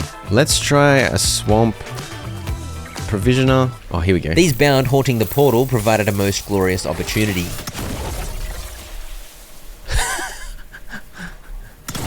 Yeah, boy! I've been to a forest provisioner realm, but I feel like the swamp is the harder biome, so maybe it'll offer better stuff. Dude, the shockwave is actually cool. Now we're moving and schmoving and grooving. Alright, let's try these new foods. Oh, I got over 600 health now and 193 stamina. Getting better food is so juicy. I hadn't been to a swamp since the tutorial, so I was very curious to see what I would find. I claimed some tier 1 swamp wood from this tree. It boosts ranged damage and magic. And I fought some dinosaurs. And when I hit up the essence trader, I found something beautiful was for sale. Oh my gosh, I got a rifle. He also had a globe sconce recipe. Seems good. I'll take a globe sconce. I cleared some goobers from this occupied building, and inside was an absolute abundance of plants, including some water spinach. I'll take some water spinach too. And in this chest, a chance to increase the amount of material harvested from any plant life. Seems good. There was also a charm that increases the damage of your next hit after casting an enchantment. I whacked both of these on my gear immediately. The charm of bounty proved to be outrageous. I was getting 2 or 3 more plant fiber from every bush. It worked for the spinach too. I tested out the other charm, and after casting an enchantment, my next attack did about 100 more damage. But beyond that, I didn't really see much point staying here. This swamp yielded tier 1 essence and resources since it was still just a level 40 provisioner realm, so I left to make a gun. I picked up like 1 billion plant fiber while I was there because my new charm, I think. That's absolutely bonkers. With the success of that plant charm, I figured I should try craft any other resource gathering buff type charms, so I made a charm of essence. After slaying several creatures, the charm will manifest essence. This is gonna clog up the room a little bit. but you know, we do what we need to do. I'd worked out I needed this cannon augmentation to craft my new rifle recipe, so down went to cannon. Just chilling in the middle of the room. That's what we like to see. I then got distracted looking at my quests, and I discovered I randomly had 1 out of 2 heart shots now. I have literally no idea when that happened, but I'll take it. Also, I actually do. I have automaton charm oil. I don't know how I got this. That's one of the 3 things that Nelly wants. The whispers that abound tell of the apparent return of the Snow Queen and her winter tide. so Puck had some more specific bad news for me, and all I could think of was the White Witch from Narnia who made all the lands frosty. Anyway, I then set about making the best rifle I could manage. Copper ingots have a bunch of range damage on them, so I think that's what I used, right? Yes, indeed. I made the action and the barrel out of copper, so I'd enjoy 15% range damage from both. I made the stock out of tier 1 swamp wood, which provides another 10%, but sadly I couldn't find any leather that provided relevant buffs. 350 range damage. 3.1 times crit damage. Okay, this could be really nice. Except when I tried to test it, Wait, what? Do I not have a bunch of ammo? Oh, I made the wrong ammo. You idiot. I had used literally all my remaining gunpowder to make rifle ammo, except not, because I accidentally made more revolver ammo. I wasted all my gunpowder making the wrong ammo. The range damage is 630. I think I did well making it out of the right materials. I did the crafting properly for probably the first time, which is a good vibe. So upgrading the rifle to uncommon had made the damage even more juicy, but I'd run out of tier 1 essence again. I also just needed a bunch of sulfur and coal for more gunpowder, so I figured I might as well head back to the Provisioner Swamp to search around. I collected a bunch to help a survivor build a home, and in the process somehow collected like 700 plant fiber, and soon the task was done. I found some nice stone, so I figured I might as well grab a bunch, and I also found iron for the first time. So maybe the swamp had more to offer me than I thought. Ooh, very good melee damage multiplier. Oof. Oh, what is... That's a big frog. I don't know why this game insists on making creatures that are usually small extremely enormous, but it makes me poop my pants every time. When I was fighting this frog, I discovered something about my revolver, so I tested it on this slimy dingus.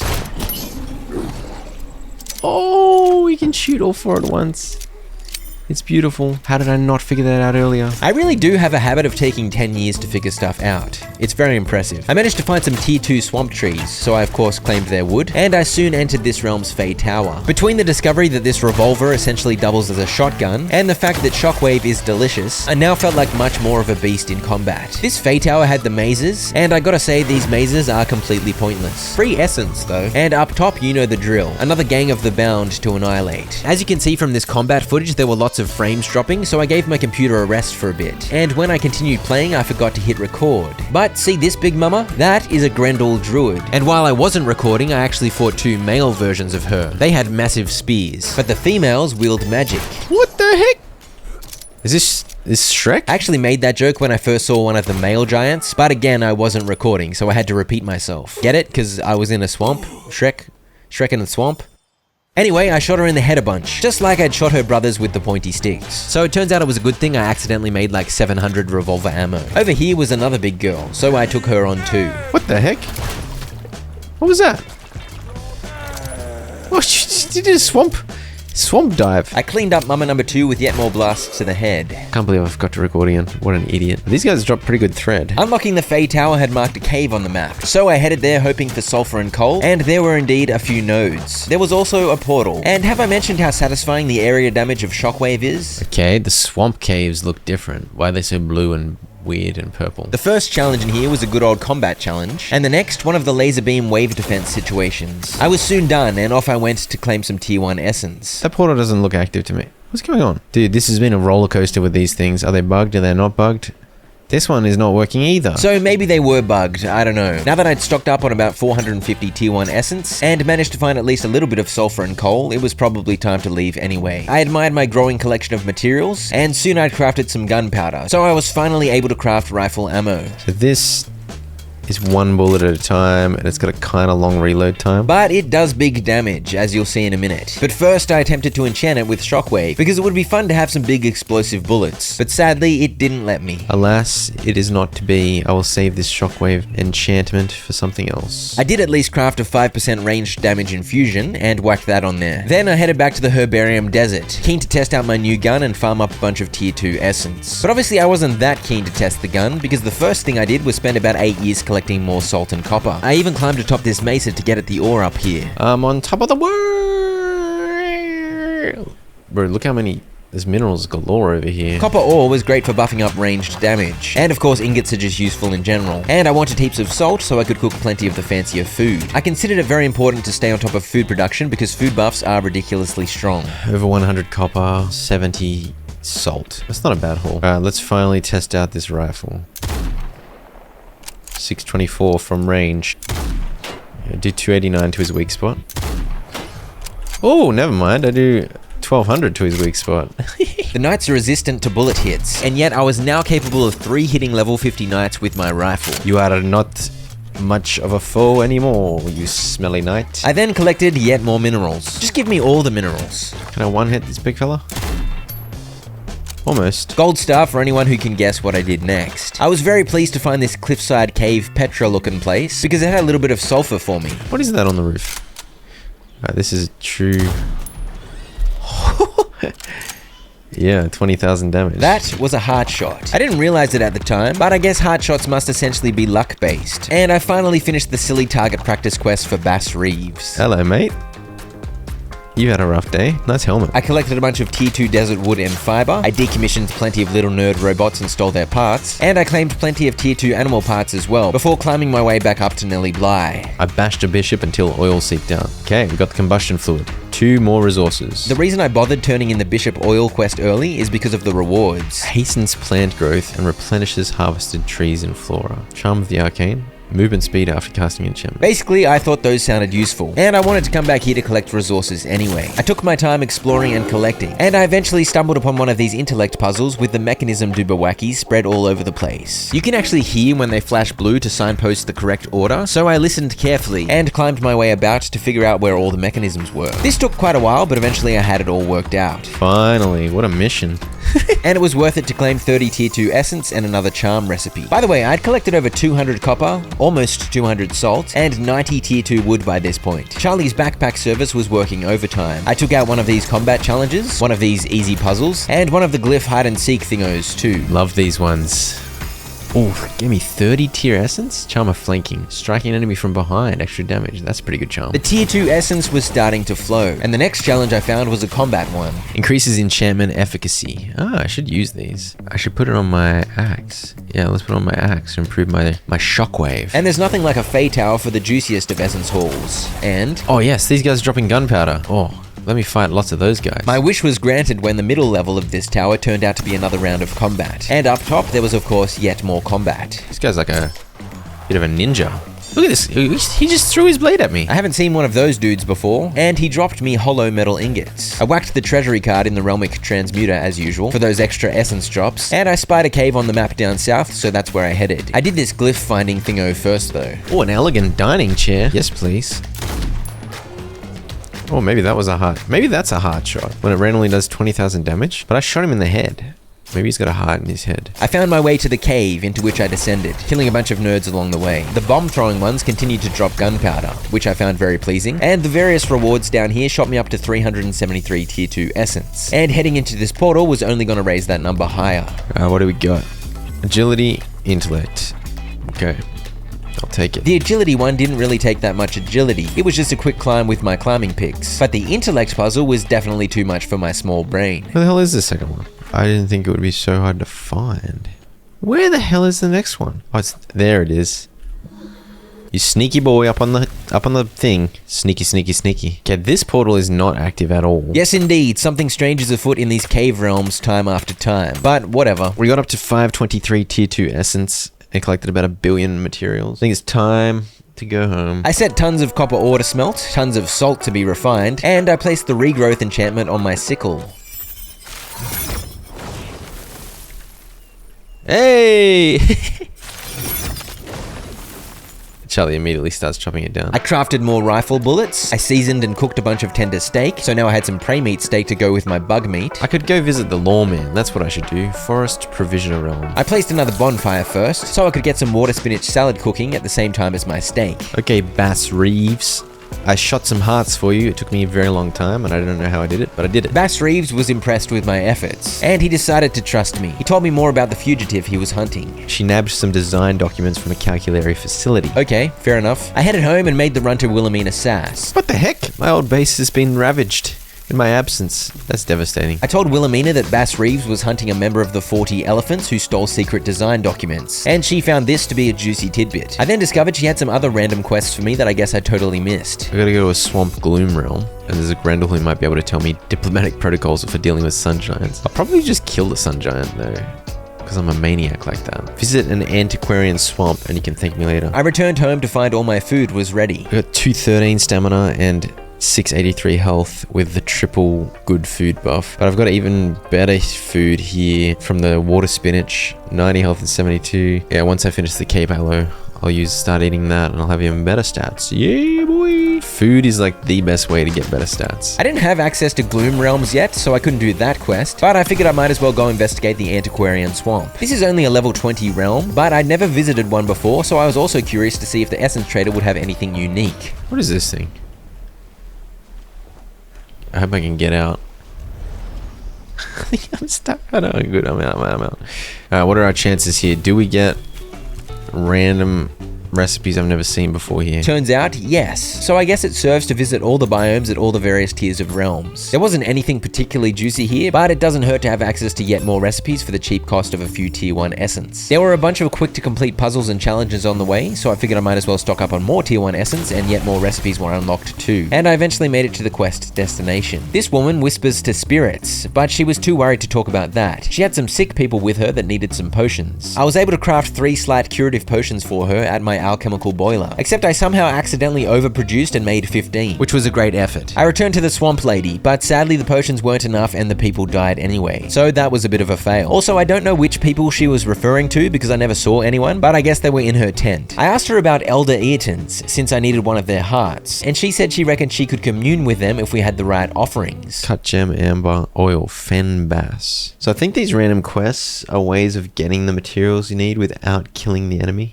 Why don't I just kill the enemies? With that extremely peaceful logic, I decided to ignore the quests for now and instead focus on more general progression. I fired up a forest herbarium realm and resumed the hunt for more resources and recipes. This realm had rambunctious purple spiders, a big fat tree, and one of these handsome beasts who I shot in the butt. I grabbed a bunch of tier 2 forest wood and fiber, and these have a 15% strength multiplier on them. I'm not actually sure what strength does, but it's good to be strong, so why not? Another one of these nerds.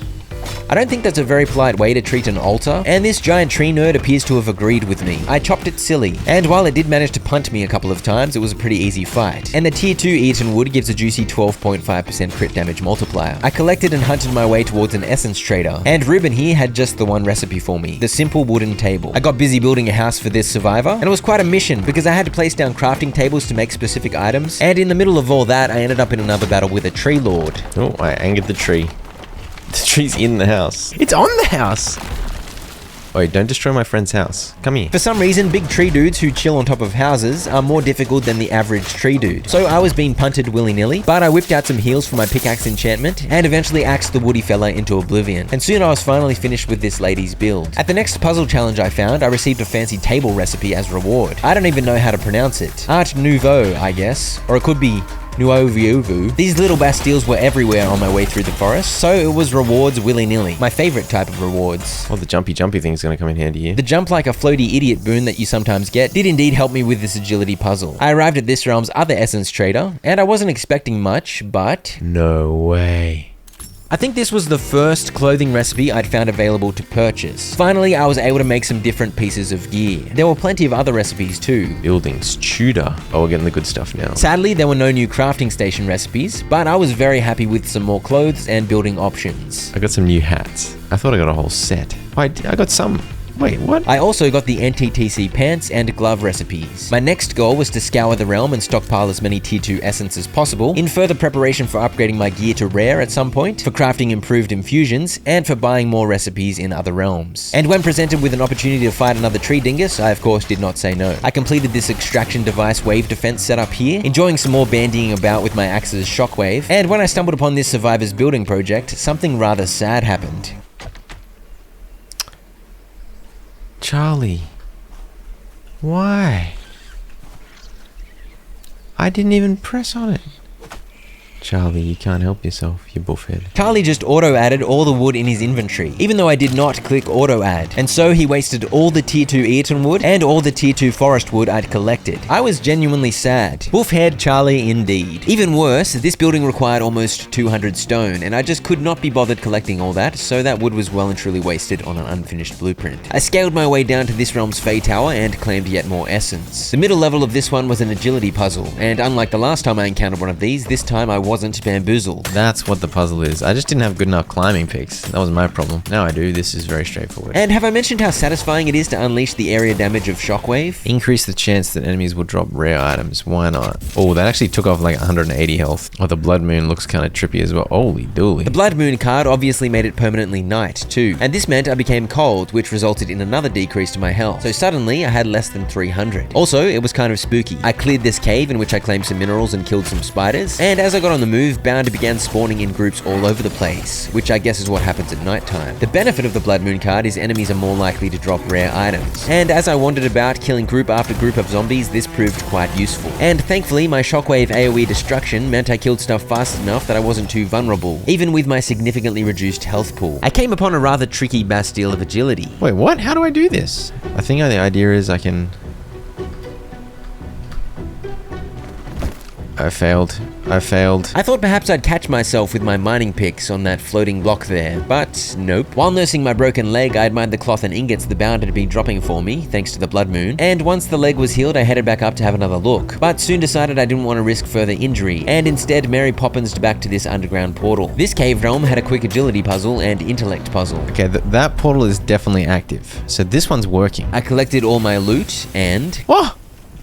It actually stayed active. And so for once, I was actually returned back to where I'd entered. Except I wanted to go home anyway, because I was too scared of the endless Blood Moon night. NTTTTC business. Do I not have an open toolbox somewhere? Once I got the toolbox augmentation sorted, I checked out my new recipes. I have a feeling they're not going to be that much better because they're made out of the same material. The bowler hat has a lot of stats to work with. And so followed an extensive crafting session. As I pulled together the best crafting materials I could manage, attempting to multiply this hat's stats as best I could. Alright, there we go. We got a juicy new hat. Way more melee damage, way more range damage, extra magic power. We'll make it 10% range damage infusion.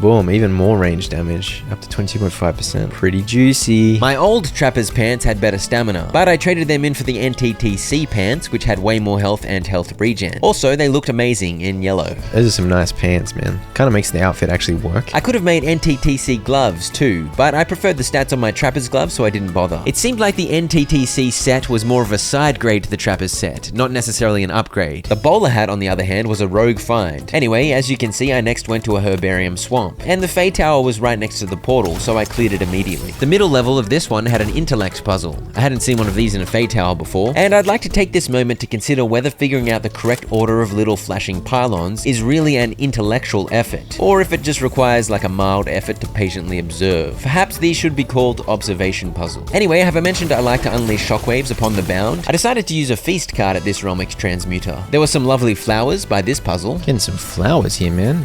Chamomile and tulips. And I got busy earning as much tier 2 essence as quickly as I could. And soon my food buffs ran out, so I had a quick feed. They last like 3 times longer almost. That was of course thanks to the feast card I'd activated. The realm cards really do a lot. Dude, I'm getting bashed up by hippos. I won't say no to as much tier 2 hide as possible, because crafting clothes does use up hide extremely quickly. I marched from Bastille to Hippo to Bastille to yet another Bastille to... Here's one of the big giant eaters with the big stick. Yes indeed, these are the male Grendel I was telling you about earlier. And big props to me for remembering to record this time. The downside to being a giant dingus is that you have a large head for me to shoot at. For some reason the big Grendel giants just always drop onions. Oh, it's an ogre joke.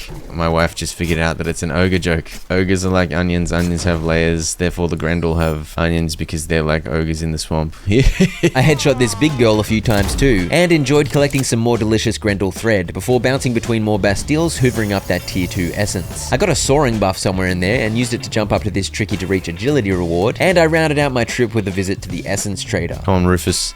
Come on. NTTC bundle. The rest of the outfit, I guess? There are a few more recipes available too, notably the swamp building set and the blacksmith's hearth recipe.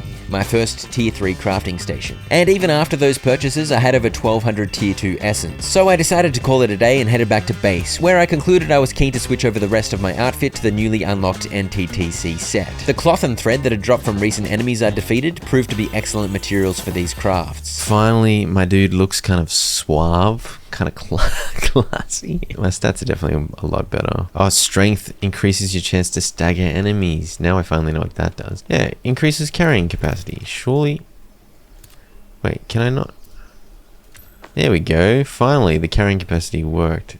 Alright, nice. I'd had trouble using a carrying capacity infusion on my pack earlier, but now it worked for me. And after a couple more infusions, I got my food buffs active, and I now had a max health of over 800. I then decided I should have a look at the various building packs I'd unlocked. I need shingles and bricks and carved stone. Okay. I was gonna need to do a lot of stone collecting and refining to build the desert set, so I began crushing some stones into powder so I could make bricks. I whacked a swamp shack blueprint down too, and it looks like the kind of hut a smelly swamp witch lives in, so I wasn't really a fan. The Tudor set looked fancy though, but again it was going to need some refined materials, beams and carved wood and shingles, so I had a bunch of wood refining to do too. I'd soon crafted some bricks and shingles, so I was able to complete my little desert sample building. And I did get some beams crafting out of lumber and leather straps, but I didn't complete the Tudor sample building for now as I had a site of power to visit. But I was happy to have at least gotten the ball rolling towards amassing building materials, because I was keen to make a more impressive base at some point. I'd cleared all the bound from this gloom side of power earlier, so I ran straight to the bottom to try the boss fight again. This was the double level 55 night fight, but I'd now learned to stop trying to whack them with my pickaxe like an idiot, and my rifle was dealing pretty juicy damage. Keep my distance. Oh, we got a crit. He's just got one hit. Bro, why am I doing? I'm doing so much damage. Okay. Charlie got KO'd at the end there. Oh, it is all damage. I just thought it was melee damage. It applies to my gun, so my gun is doing ridiculous damage. Yes, indeed. That duelist card I played early on in this playthrough continued to make me a beast here on my home world. We got the Gloom card. I immediately crafted a few. A realm of considerable danger and perpetual darkness. Soon I was exploring a gloomy forest. There were some of these funky looking hyena gremlins, and observe how slowly I killed these things without using shockwave. Even though I was now in a level 60 realm, I was still getting tier 2 resources, so I decided to make my visit quick. Walter the Essence Trader sold me an interesting enchantment. Calls forth a swarm of homing bees. And a bunch of other recipes too, including more building pieces for the Tudor set. And most importantly, refined upgrade bench. Finally. Okay, that is huge. There was just the one Essence Trader here, so I immediately left. And finally, I was able to plonk down a tier 2 upgrade bench. I'd saved up all that tier 2 essence in preparation for this moment. It was time to go on a rampage, upgrading all of my gear from uncommon to rare. Range damage is going up to 978 on my rifle. This is pushing the item level up to 125, so I'll be able to chop down tier 3 trees and all that. Okay, so my new health is over 1,000. Huge! Everything's blue. Rare items can have 2 infusions and 2 enchantments, so I added some. Most notably, I put recovery on my axe, so now I was able to switch between shockwave and my heal without changing weapons. I spent some time collecting wood, and of course my axe now did more damage than ever, and I put that wood on to refine into more building materials. I also placed the bee swarm enchantment on my knife. Oh, they did some damage.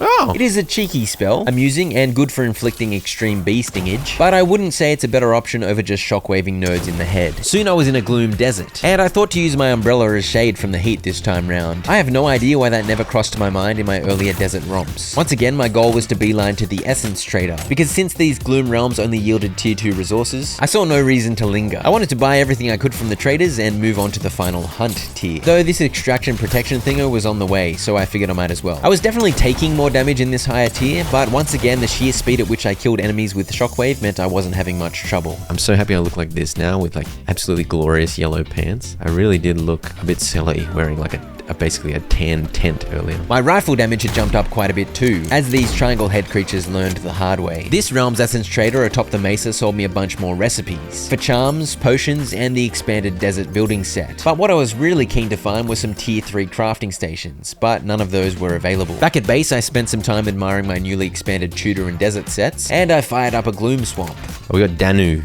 This is for the quest. Oh, what are you? What on earth? Dude, I do so much damage with my... Ah! These things are illegal, man. Oh, when you skin them the first time, it like actually takes off their skin. That's disgusting.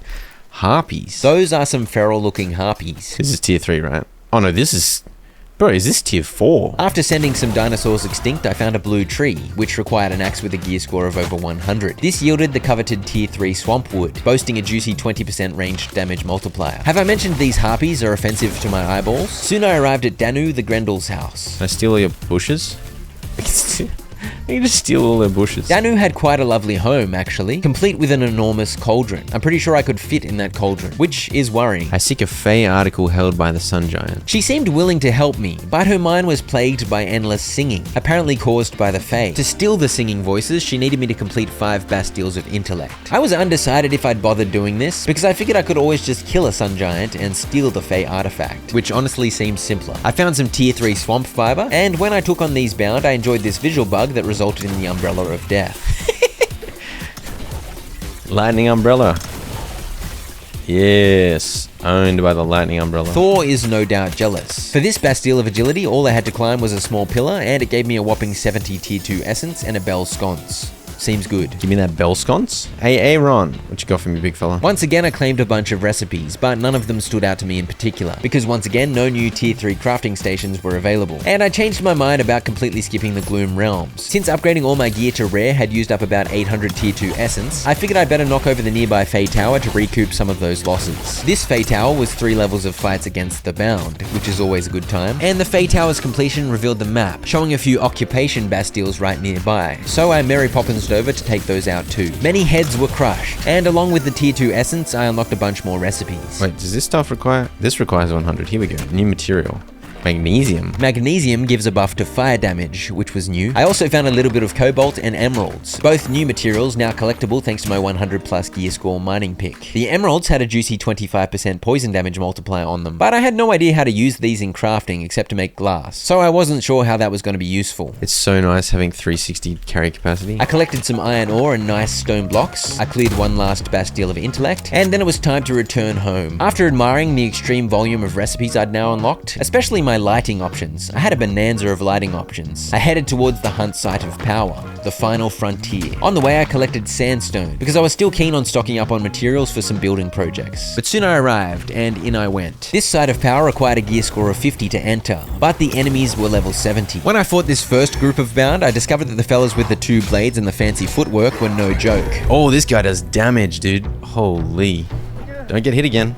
Okay, I need to be much more careful. Thankfully, it wasn't too hard to be careful, because my rifle did absolutely bonkers damage with the duelist buff active, so I simply one-hit the next scary nerd before he could get to me. I floated my way down to the bottom, and I wondered if I'd be facing 2 bishops this time, since it was 2 knights last time. But nope, it was 2 knights again. I was pretty sure they would one-hit me if I let them get close, so I kept my distance, retreating back up the spiral ramp and shooting them from afar. As a result, I didn't manage to land any crits on their weak spots. And ultimately, I once again proved that ranged weapons are too much for knights to handle. Ooh. Good thing I do absolutely ridiculous damage. I claimed my reward and returned home to craft some Hunt Realm cards. I fired up a Forest Hunt Realm portal and off I went. Realm of great danger where vicious creatures abound and only seasoned explorers dare to tread. The apex creature is available here, the Elder Eaton. And I need to kill one and get their heart. And is this where I get tier 3 essence? I was operating under the assumption that this was as hard as the realms were gonna get, so I expected some tier 3 essence here, but... Is that tier 3? No, it's tier 2 essence, okay. This bear gave tier 2 hide, bones, and meat too. I was able to claim some tier 3 forest wood though, but ultimately Hunt Realms do indeed give tier 2 essence, so I was a little confused. Saw Moses and Lonnie here? Lonnie, who are you, bro? What the heck is that? Lonnie, you got a dude chasing you. The reason I sometimes fought animals with my hunting knife is because it has a big multiplier on headshot crits, and because it means I can skin them in record time immediately after they die. Big brain strats. Moses, the essence trader, had precisely 0 new recipes for me to purchase, which was disappointing. I helped Lonnie build this house, which took quite a while, so I'm not sure the 21 tier 2 essence reward was worth the trouble. And over here I found a most intriguing mineral. Also, while I was mining it, an ominous boss health bar appeared out of nowhere. I somehow enraged an Elder Eaton. Pursuit Ore? 25% range damage. Okay, pursuit ore is nice. I made a point to keep an eye out for more pursuit ore, but for now I wanted to figure out where this boss was, supposedly nearby. Oh, there it is. Okay, let's test my metal. This is obviously the evolved form of those tree nerds I'd killed in lower tier forest realms, so I was concerned it would deal big damage, but it wasn't anything too crazy. It did shoot these weird fairy lights at me though. I experimented with shooting the hearts on its legs, but I couldn't seem to get a crit. Though when I got in there with the axe, I did manage to get some. And after one tactical retreat to pop a heal, I finished off the apex creature. I'm sorry, but you just don't do enough damage. And I claimed the bounty of its corpse. I have an Elder Eaton heart for the quest, plus Elder Eaton wood, which has a lot of health. Now I just need the Sun Giant's weird ore from a desert. Puck appeared to give me more ominous warnings about the Frosty Queen bringing her Wintertide, and I continued on my way to visit this realm's second essence trader. I encountered this fabled spider on the way, and when I fought these other spiders, I think this spectral moose got a little spooked. But the moose is going crazy. I was pleased to find a few more pursuit ore nodes, and I was also pleased to find Leroy the essence trader wasn't short on stock like his colleague. Jaunty bundle. I got a high society outfit. Yes! In fact, I began to wonder if Leroy stole all of his colleagues' stock. Maybe they weren't colleagues, but competitors. Because where Moses had 0 recipes, Leroy had quite a few. I of course claimed them all, though yet again there were no tier 3 crafting stations. Just nearby was the Fey Tower, so I cleared it quickly, enjoying another rather pointless maze in the process. And despite the Hunt Realm's fearsome level 70 tag, the combat was still pretty straightforward, as long as I did due diligence minimizing the number of hits I took. For example, I didn't want to go anywhere near these fiery characters. You just shot your friend, you launched your friend off. That was indeed an amusing launch, but it proved rather inconvenient as I needed to finish off that one last enemy to actually complete the Fey Tower. And apparently they didn't die from the fall. Thankfully, I soon spotted the silly goose wandering aimlessly below, and after a couple of shots it was done. I floated down, collected a bunch of sandstone because I was indeed conscious of stocking up on building materials, and... Oh, that's one of the big boys. Uh-oh, this is gonna be dicey. He's angry. Oh, I missed! No! Target Charlie, not me. Oh, crap. He didn't do much damage to me, though. I headed into this cave and cleared out some more groups of enemies to claim some easy rewards, and I mined all I could, as always. Back at base, I placed a crude T-set augmentation down on the floor, because that is where T-sets belong, obviously. And this allowed me to craft the jaunty bundle clothing I just unlocked. These were all side grades again, though, and it seemed unwise to use up my good materials unless it was obviously going to be a big upgrade, so I opted not to craft any of these. I'm pretty happy with how I look. A fancy outfit would be nice. This is fine, especially because of the yellow pants. So I'm not going to bother making any of that. My chests were getting quite full, so I placed down 2 Tudor foundations here. This is an example of how expensive the Tudor set's going to be. 2 foundations is going to cost me 8 lumber and 6 bricks. I wanted to place some of these Voyager's steamer trunks, because presumably they'd be even bigger than the weathered trunks I had now. I need brass ingots for that. How the heck? Brass ingots are composed of zinc and copper ore, and I'd used up all the zinc ore I'd found, so the Tudor foundations remained bare for now. I made a bronze ingot out of copper and tin though, just to see if alloys had good stats. Turns out they have no stats. The bronze ingots just have no stats on them, so I think they're purely for building, I guess. I fired up a Hunt Desert Realm, and there was a friend waiting for me on the other side of the portal. What the heck? There's one here immediately. You're right at the portal, so you're gonna get shot in the head, Mr. Apex. True to my word, I began shooting at the Sun Giant, and I was doing pretty big damage. I staggered Goliath a bunch of times, so he didn't get any of his moves off until he was already on rather low health. I feel like my rifle is overpowered. Oh! That's not good. That's not good. Can I get out? Run! Ah! Ah, where'd you come from? What the heck is going on? The big boy summoned a rather large army of chess pieces, and while I was distracted with them, he was getting lots of terrifying spells off, so I decided I better ignore the rooks and finish him off. Oh, he's shooting laser beams at me. He's nearly dead. Dude, what is going on? Okay. Whew. Charlie and I finished off the golden floaty boys, and I wandered over to claim my loot. We got the Pellucidic etched ingot. It's got 30% damage, 10% crit. Pretty good. That was the final item required to complete Nellie's shopping list and fire up the portal to the watch. I've done what I need to do, but it would be remiss of me not to visit the essence traders here. It's so far away. They're a kilometer away. I grabbed any tier 3 materials I stumbled upon along the way, and Adam the essence trader had literally nothing on sale. But up on the mesa, Jeff was coming in big with the sales. Some new pants and very juicy enchantments. Knocks enemies away, dealing damage in a wide area. That could be worth testing. Assassin's Sight. Reveals Heals weak points and bolsters the damage of crits. And a bunch of other goodies, but again, no new crafting stations. I looked into crafting those walker pants I just unlocked, but once more I opted to hang on to these materials. The advanced bound fiber cloth and thread is actually pretty hard to get, so I didn't want to use them frivolously. I decided my storage conundrum couldn't wait, so I placed 5 weathered trunks on these foundations and split up all the crap I'd accumulated into even more specific categories. And then it was time to hit up a hunt swamp, the final realm. We gotta take out whatever the apex predator is. Hey! What? Bro, why? The apex creature is a Humbaba. Humbaba! Oh yeah, there's a Humbaba. Come get this smoke, Humbaba. The Humbaba was a bit of a doofus as it got stuck on the rock. The stand on the rock strat was simply too powerful for the Humbaba. Oh crap! Ah! My rifle is so powered.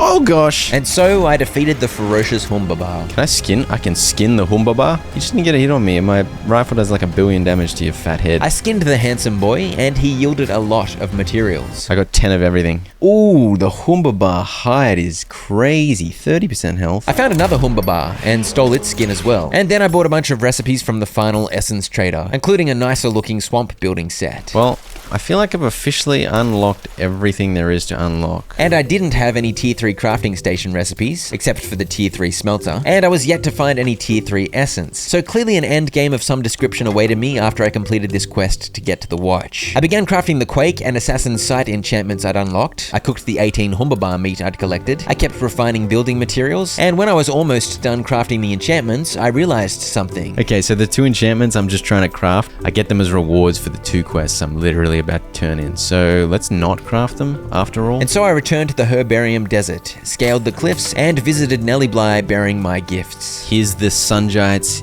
ingot. I was the David to their Goliath, yes. Here's the heart. Nelly Bly worked her magic, harnessing the fey power of the 3 random items I'd collected. The Bishop Oil, the Elder Tree Heart, and the Sun Giant's ingot. And with that, the portal to the watch was established. Can I put Assassin's Sight on...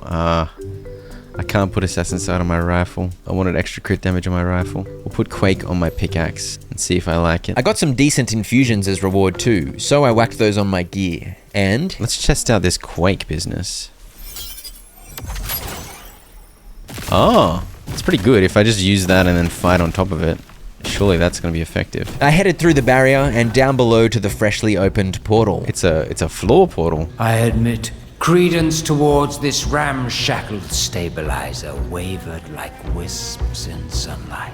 That's a really outrageous way of saying you didn't think we would be able to pull this off. I'll call when the time is nigh to fulfill your end of the bargain. Puck had helped me out, and now he expected I'd help him out. He gave the impression he wanted something to do with Nightingale, but I wasn't going to Nightingale just yet. I was headed to the watch, so I guess I'll repay my debts to Puck later. Also, he warned me yet again about the frosty witch lady who was hell-bent on bringing Wintertide. But for now, we go to the watch.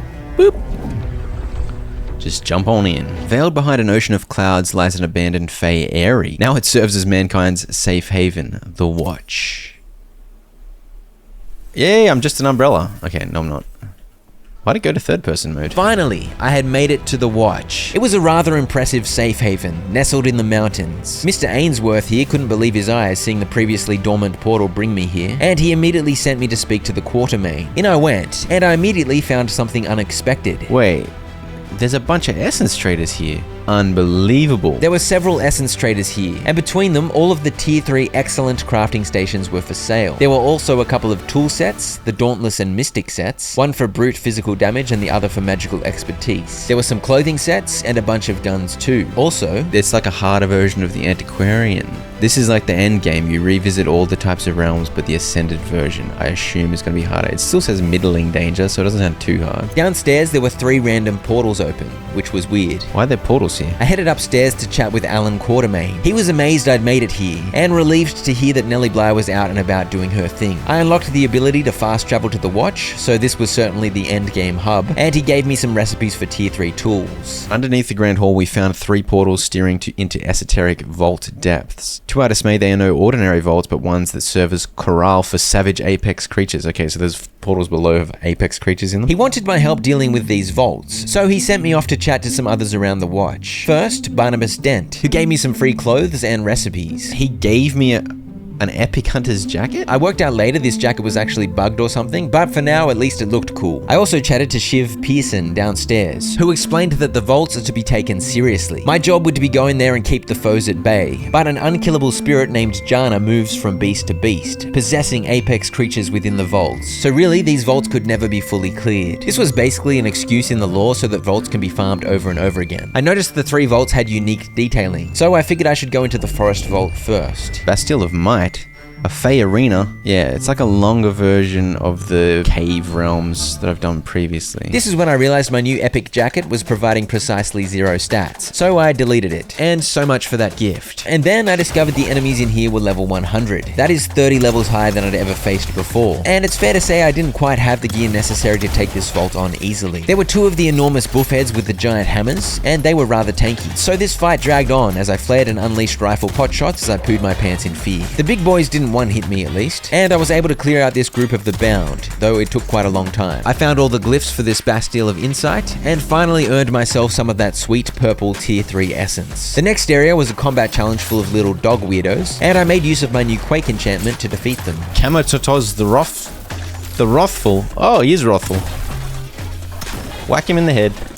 Dude, the earthquake did business. Quake did indeed prove to be an immensely powerful spell, as it continually stunned most enemies and dealt decent damage. The next was a Bastille of Might, where you have to fight waves of the bound and prove yourself in the arena. I developed a very satisfying habit of layering quakes upon quakes upon quakes, which stun-locked and damaged down big groups of the smelly fellows all at once. Infinite earthquakes.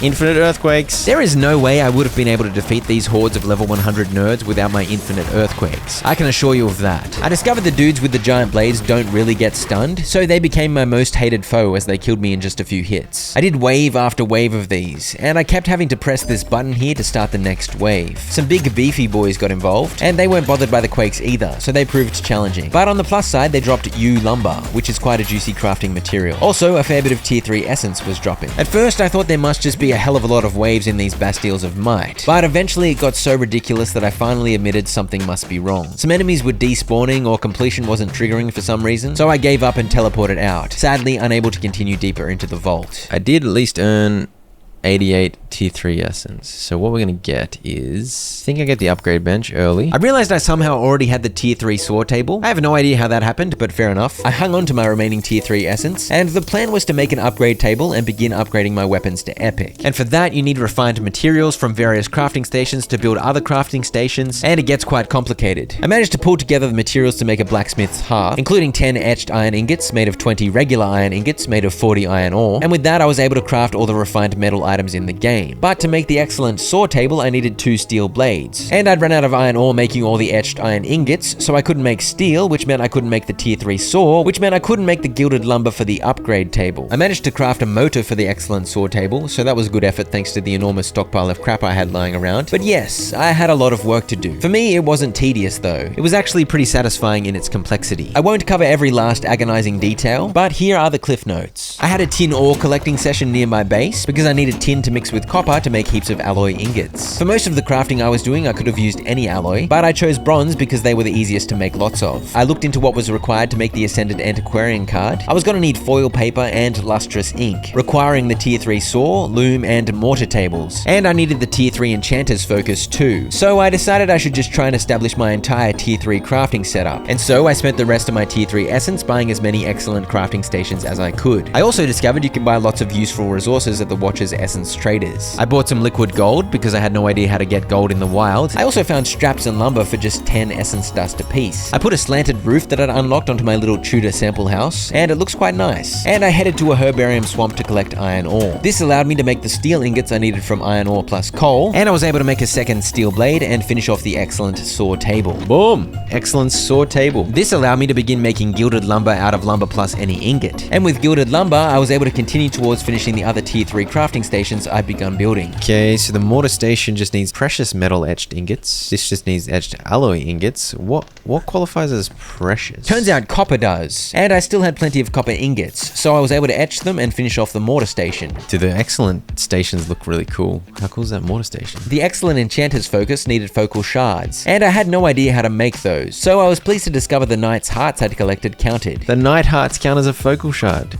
Beautiful news. And so I was able to finish off the tier 3 enchanting table. I had plenty of copper bars, but no more copper ore to make bronze with. So I went to the desert to collect some. Except I went to a level 40 desert, and apparently that was too low, as it only had nickel. Though I did find some constellation copper ore in this cave. And so I was able to make enough alloy ingots to finish the excellent masonry bench. But I still had more excellent crafting station recipes to purchase. So there was only one thing to do. I headed into a desert vault this time, and my goal was to earn as much tier 3 essence as possible. Once again, the Quake enchantment on my pick carried the entire operation. The first area was a glyph hide and seek deal, and the second was a Bastille of Might. At least this is theoretically a much less annoying battleground. I quaked the first wave, and one of the dudes immune to the quake stun nearly killed me, which was very rude. I quaked the second wave, and quakes were going willy-nilly. Quake upon quake upon quake. The third wave was quaked into oblivion immediately. But there were also a few of these flying idiots, so I didn't quake them very much as they were too elusive. Instead, I shot at them. Oh yeah, I did it.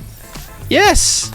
Okay, this one wasn't bugged. Thank all that is good for that. The next room was an agility Bastille. Nothing a little janky mining pick action plus Mary Poppins juice couldn't handle. Now we're getting them purple essence. And the next challenge was a combat one, also known as putting a swarm of giant ladybugs in a Quake blender. You silly sausages. Where would I be without my enchantments, man? But my enchantments were not much use for this next bit. The apex creature, possessed by Jana of course, awaited me. This was a big open arena, with very little cover for me to hide in. And when I got a fat crit, it barely did any of the big boy's health bar, which was not a great sign.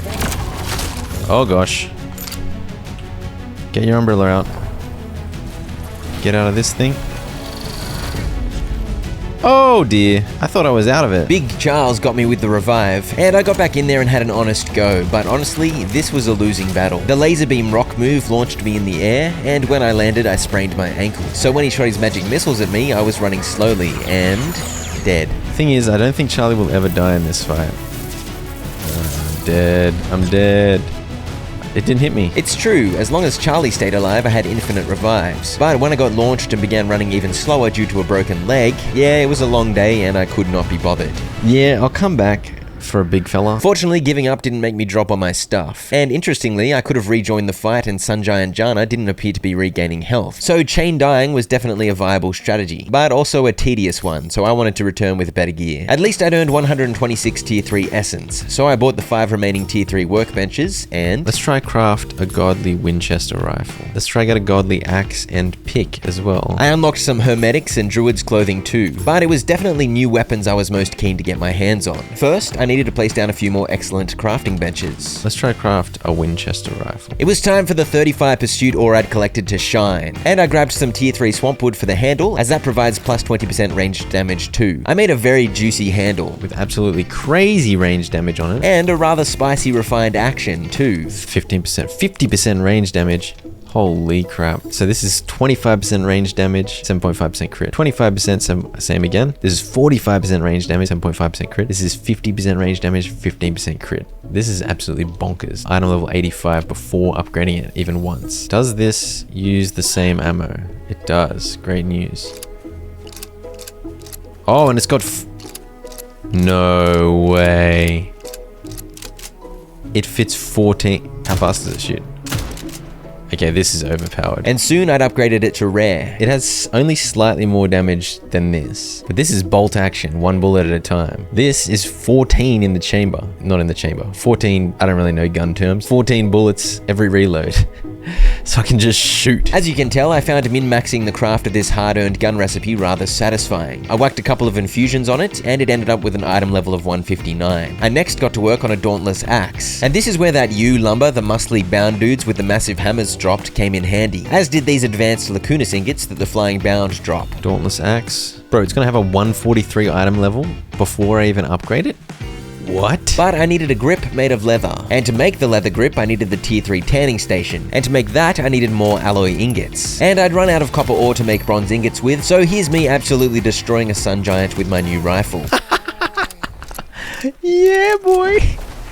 That's so easy. And here's me collecting copper ore in the desert. I was running somewhat low on food by this point as well, and salt is an essential for making higher quality food, so I grabbed a ton of salt too. I also killed another sun giant for more sweet pellucidic etched ingots. I returned home with 190 copper ore and 178 salt, and I got them bronze ingots smelting and salt refining. Soon I'd completed my excellent sewing table. The Calcularian set was available to craft, along with the Druids and Hermetics recipes I'd bought. I built 2 fancy barbecues over here. I can make even more juicy steaks on these. And finally, the excellent tanning station was complete, and I was able to make the grip. The martial axe head ingredient alone added 55% melee damage. That's pretty juicy, you know. And soon I'd upgraded it to rare. You see this? It does 1200 damage. Holy dooly. That is a healthy 6 times the damage of my old axe. And suddenly, even the fat trees were falling in one hit. I enchanted it with Assassin's Sight and of course, Shockwave. I soon had a similarly beefy pickaxe, on which I enchanted Recovery and Quake. I also began refining seeds into oil, because oil is a key ingredient in the next tier of nutritious foods. And I headed back into another desert vault. I think it's fair to say that I was no longer as reliant on my enchantments now that my weapons did large damage. There was an agility puzzle, another ladybug massacre, lots of use of Quake, because even though I did big single target damage now, you can't beat AoE crowd control. And next, a glyph hide and seek. And then it was time to take on Sun Giant Jana again. Let's just say it went better than last time, you gotta give me that. Obviously, I was doing more damage with my new rifle, that was the key difference, but I was also still vulnerable to being one hit, and even worse, to being launched in the air and suffering a leg injury. And then once I was walking slowly from the sprain, it was even harder to avoid taking damage. I did manage to whittle him down to phase 2, which is when he summons a billion rooks. Oh, he summoned a bunch of these nerds.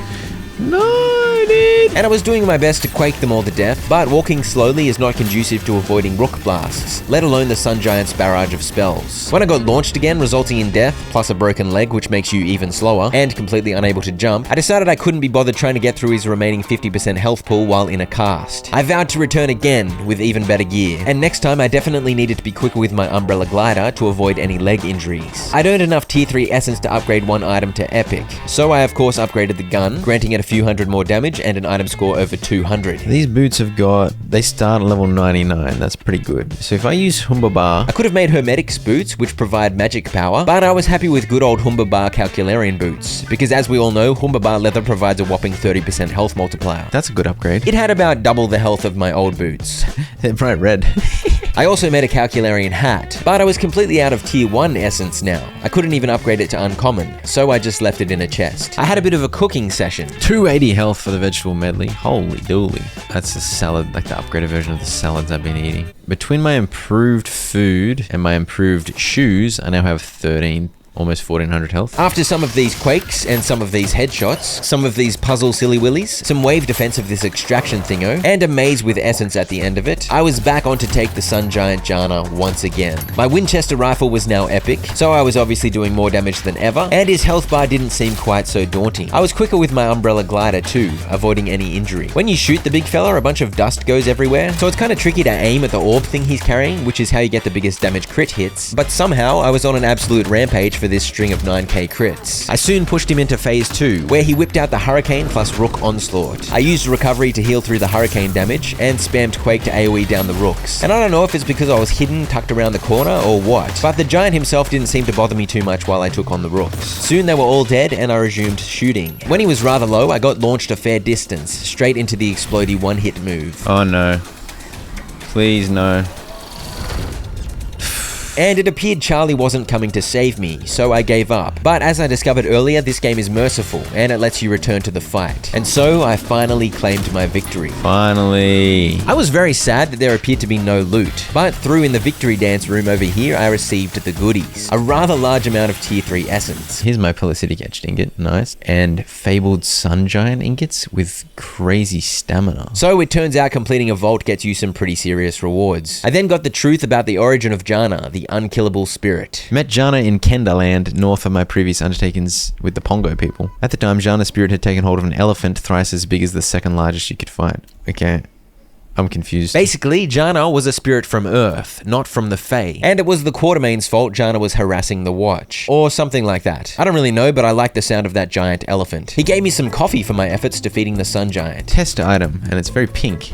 Getting deep into the preview build territory here with the pink item. I doubt the coffee bean tooltip is still pink in the early access build of the game, but I could be wrong. Anyway, I bought the remainder of the clothing options available to me, the Dauntless Mining Pick recipe, and Mystic Tools recipes. And my next quest was to help this lady over here. That barrier and the weird building behind it are the next lead towards finding a way to Nightingale. But Agatha needed me to head into an Ascended Antiquarian realm to begin finding materials that could help reactivate the portal. But I had a problem to do with the preview build of the game that I was playing. I was able to make foil using the liquid gold I'd bought from the essence traders, and in turn foil paper, and the lustrous ink was easy to make too. But why the heck did I need a hammer to make this card? Surely the hammer is not relevant. I've literally got some hammers here. I've even got a hammer head. But the recipe would just not accept my efforts at providing a hammer, and I was despairing that it was bugged and the Ascended realms were beyond my reach. I did at least upgrade my pick, axe, and boots to epic, significantly boosting their stats, and I got some more cooking chugging along. But anyway, back to the problem of crafting Antiquarian Ascended cards. I managed to get some advice on my predicament from the devs of the game. Apparently, it was indeed bugged, and the recipe just required a maul instead of a hammer. Just to reiterate, this is not bugged in the early access. Any hammer,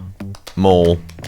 Seems good. Well, the realm power is 100. Okay, nice. Great news. Here we go. Antiquarian Ascended card. And we'll head to the forest, I guess. I had been worried I was going to be locked out of much of the end game, so it was good to arrive in this Ascended Antiquarian forest. So much pursuit ore here, and I one-hit these nodes. I collected 200 pursuit ore in literally 3 minutes. It took me half an hour to find 35 earlier. It seemed these Ascended realms plus my extremely high damage tools yielded great rewards. Go on then. I absolutely destroyed this Eaton too. My gear score had climbed to almost 200, so I guess it makes sense I was absolutely chewing through level 100 content. Tier 2 Eaton wood. Is this the stuff? Requires 230. That's right. I forgot there was stuff that needed 230 to collect. Yes, indeed. My pick now had a gear score of 267, so I could collect these random high-tier minerals now. This particular ore had 30% ranged damage on it. I could also chop down these hot pink tier 4 forest trees, which required a 200 gear score axe. Tier 4 forest wood. I couldn't collect the tier 4 plant fiber though, so I needed to craft a dauntless sickle ASAP. I think the play here has to be that I get through these Ascended realms as fast as possible. Yes, indeed. My gear score was rather high, and I'd visited all the realms already. So I was keen to breeze through these harder Ascended versions of the realms, make a good set of gear, and push the quest chain as far as it goes. Oh, the Duelist card. The Duelist card is the one I have active in my first realm that gives ridiculous damage. In this realm, I found Ari, who I had a nice chat with, and I received the Stave building set. Upstairs, an Essence Trader sold me the rest of the Stave set. But my next quest wanted me to unlock the Astrolabe Ascended card recipe, and this fella didn't have it for sale, so off I went to the other Essence Trader marked on the map, earning more tier 3 Essence on the way. Calcularium bundle. A lot of the recipes here I didn't really care about, so I tried to spend as little tier 3 essence as possible. But I of course claimed the realm card recipe, and soon I was back at base, cooking perfect steak with meat that I'd marinated, and I got busy making a dauntless sickle. I feel like there should be a way to turn my high tier essence into low tier essence so that it's not such a pain. But alas, no such essence transmutation was possible. So here I am in a Provisioner swamp collecting tier 1 essence. I left once I had about 300. We upgrade the pickle.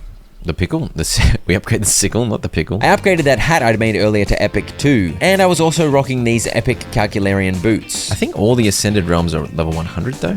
I can't change it to hard, it makes it 160. Or extreme is 220. I'm gonna put it on hard and see what happens. Like, do I get better resources? I used my new sickle to scoop up all the tier 4 forest fiber I saw. I'm getting so much because I've got that Charmer bounty on. Long live Charmer bounty. And enemies at 160 were certainly way harder than level 100 enemies, but it was nothing some extreme quakage couldn't handle. I just had to be more careful. When I killed these dogs, I grabbed tier 3 hides and meat for the first time ever, so pushing the level up to 160 was indeed yielding higher tier resources. And Simon spawned in a rock.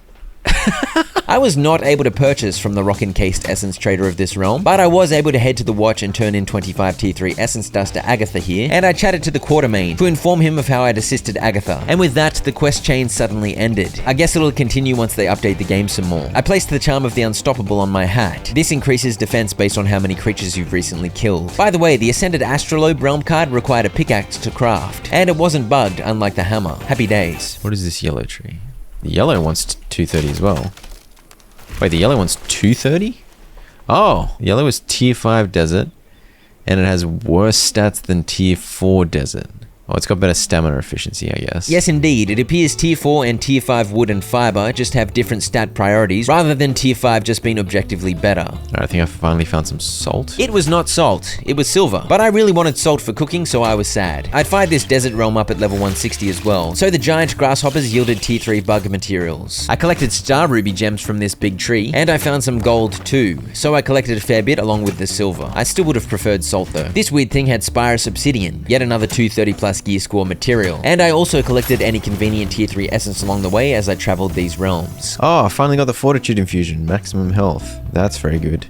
Death infusion. I got the crit damage one as well. Okay, I'm getting all the good infusions now. Lucky for me, young Wallace over here was not stuck in a rock. Wonderful news. And he had rugged tool recipes for sale. But I couldn't imagine a world where rugged tools are better than dauntless tools, so I ignored them. I bought this exorbitantly priced shield augmentation though. Back at home, I crafted some epic health and crit infusions and whacked those on my gear. And I had over 1900 health now when fully food buffed. Very juicy. I crafted a Provisioner Ascended card using the spyglass I received 300 years ago and never used. And soon I was fighting these nerds. I'd collected a good amount of high tier resources from the forest and the desert, so it was the swamp's turn. It was once again set to hard, so these Grendel were level 160, and honestly I should have left them alone because they took ages to kill. Though once I realized they were vulnerable to my axe, things went a little quicker. I cleared the nearby Fey Tower for the tier 3 essence, and the combat was a quake fest, running away to pop heals, and overall it was a bit of a challenge. The tier 4 swamp fiber has 25% health and 20% stamina multipliers, so it was going to be a good one to craft more gear with. I made sure to collect as much as possible, and I of course grabbed the Ascended Herbarium card recipe, plus a couple of other goodies, including an exorbitantly priced gramophone. When I returned home, I decided it was time to slow down my blast through the realms and craft some gear. And when I was looking into this, I made a strange discovery. The Hermetics and Druid sets require buckles and lining, and for some reason, I simply could not make these refined materials. You'd assume buckles could be made at the hearth and lining at the loom, but nope. So I think this may have been another shortcoming of this preview build of the game I was playing, as I've seen people have made these sets in the early access. But I just shrugged and decided to make the best Calcularian set I could. This involved using Humbabar leather with its 30% health bonus, and tier 4 forest and swamp fiber depending on the piece of gear. Basically, I wanted the swamp fiber for anything with stamina on it. Getting good health and stamina multiplication, even stamina multiplication on my buttons. Beautiful. That was from the fabled Sun Giant ingots I'd gotten from the Jana Sun Giant fight. Good stuff. And after a long session of crafting and infusing, I have over 2500 health now. Also, Charlie's looking like a gangster. And I'm looking red. I don't know if it's worth it.